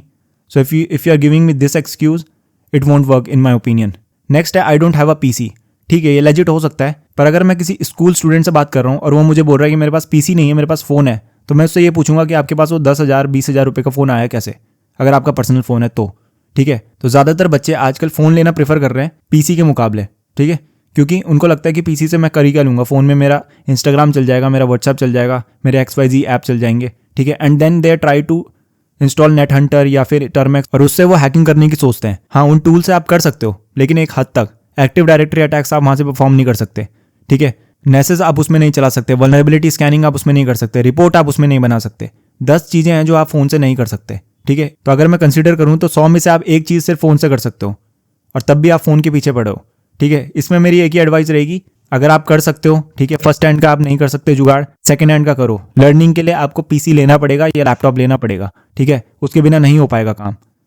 तो ये वाला एक्सक्यूज़ है ना जो कि मेरे पास पीसी नहीं है, ठीक है, ये जेन्युइन एक्सक्यूज़ है, बट इसका मतलब ये नहीं है कि आप अपनी लर्निंग रोक दोगे। कब तक आप ट्यूटोरियल्स देख देख के, उसको प्रैक्टिस तो करनी है कल के दिन में, उसको इम्प्लीमेंटेशन तो करना है टेक फील्ड में। नहीं तो फ़ोन से बना लो प्रोडक्ट सारे। ठीक है, सब फ़ोन से बना लेते प्रोडक्ट, कंप्यूटर्स की ज़रूरत ही नहीं रहती वेबसाइट्स बनाने के लिए, ऐप बनाने के लिए। इसलिए मैं बोल रहा हूँ सारी चीज़ें नहीं हो सकती फ़ोन से। नेक्स्ट है can you teach me for free. अब इस क्वेश्चन का जवाब ये है कि मैंने अपने जीवन के 7 साल लगाए हैं एक स्किल को मास्टर करने के लिए, and I am not a master yet. इस एक स्किल में एक हद तक एक्सपर्टीज़ प्राप्त करने के लिए सेल्फ टॉट हूँ मैं, खुद रिसोर्सेज इकट्ठा करके, खुद पढ़ाई करके, खुद रिसर्च करके मैंने काम करा है, and 7 years I have spent in this field. और इसी 7 साल के एक्सपीरियंस को अगर मैं आपको बंडल करके एक करिकुलम में बना के दे रहा हूँ एक कोर्स के अंदर, ठीक है, तो I don't think I can give that for free.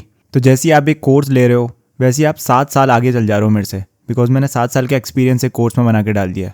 ठीक है, एंड दूसरी चीज़ the value of the time. अगर आप रिसोर्स की बात कर रहे हो कि can you give me the free resource, तो हाँ, मैंने ऑलरेडी इतने सारे यूट्यूब वीडियोस बनाए हैं।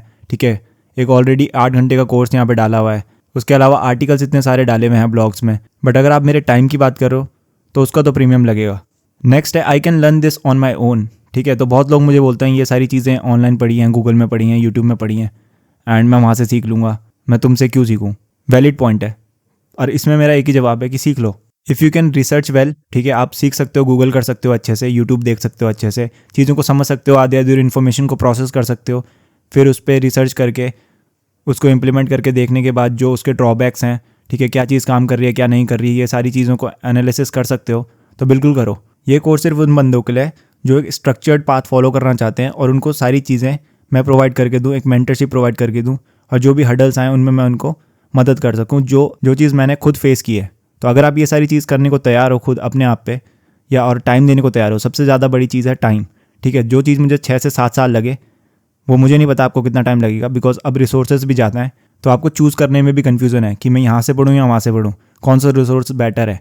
क्या अगर आप रिसोर्स में एक में इन्वेस्ट करते हो, पता लगा वो वर्थ इट ही नहीं है, पता लगा आपका टाइम खोटी हो गया वहाँ पे, ठीक है, तो उस चीज़ को कौन ट्रैक करेगा। इसी चीज़ के लिए कोर्स है। अगर आपको ये नहीं करना है, ये सारी चीज़ें आपको खुद मेहनत करनी है, 4-5 साल लगाने हैं चीज़ को लेके, तो आप बिल्कुल कर सकते हैं।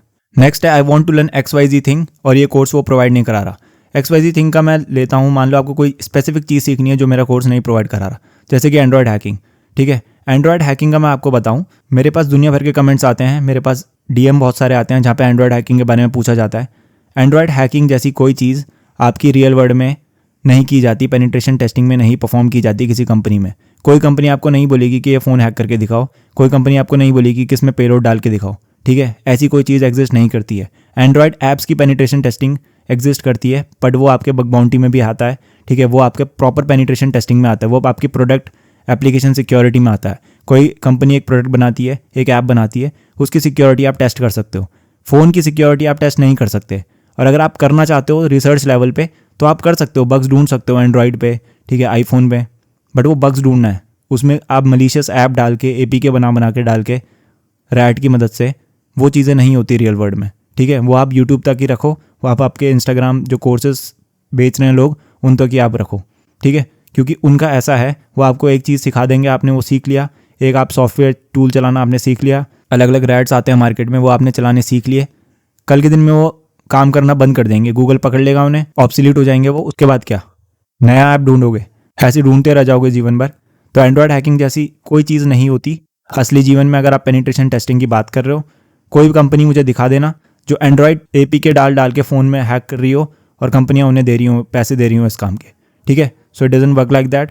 मैं वही चीज़ सिखाऊंगा कोर्स में जो नेटवर्क पेनिट्रेशन टेस्टिंग के अंदर आती है, पेनिट्रेशन टेस्टिंग के अंदर आती है, ठीक है।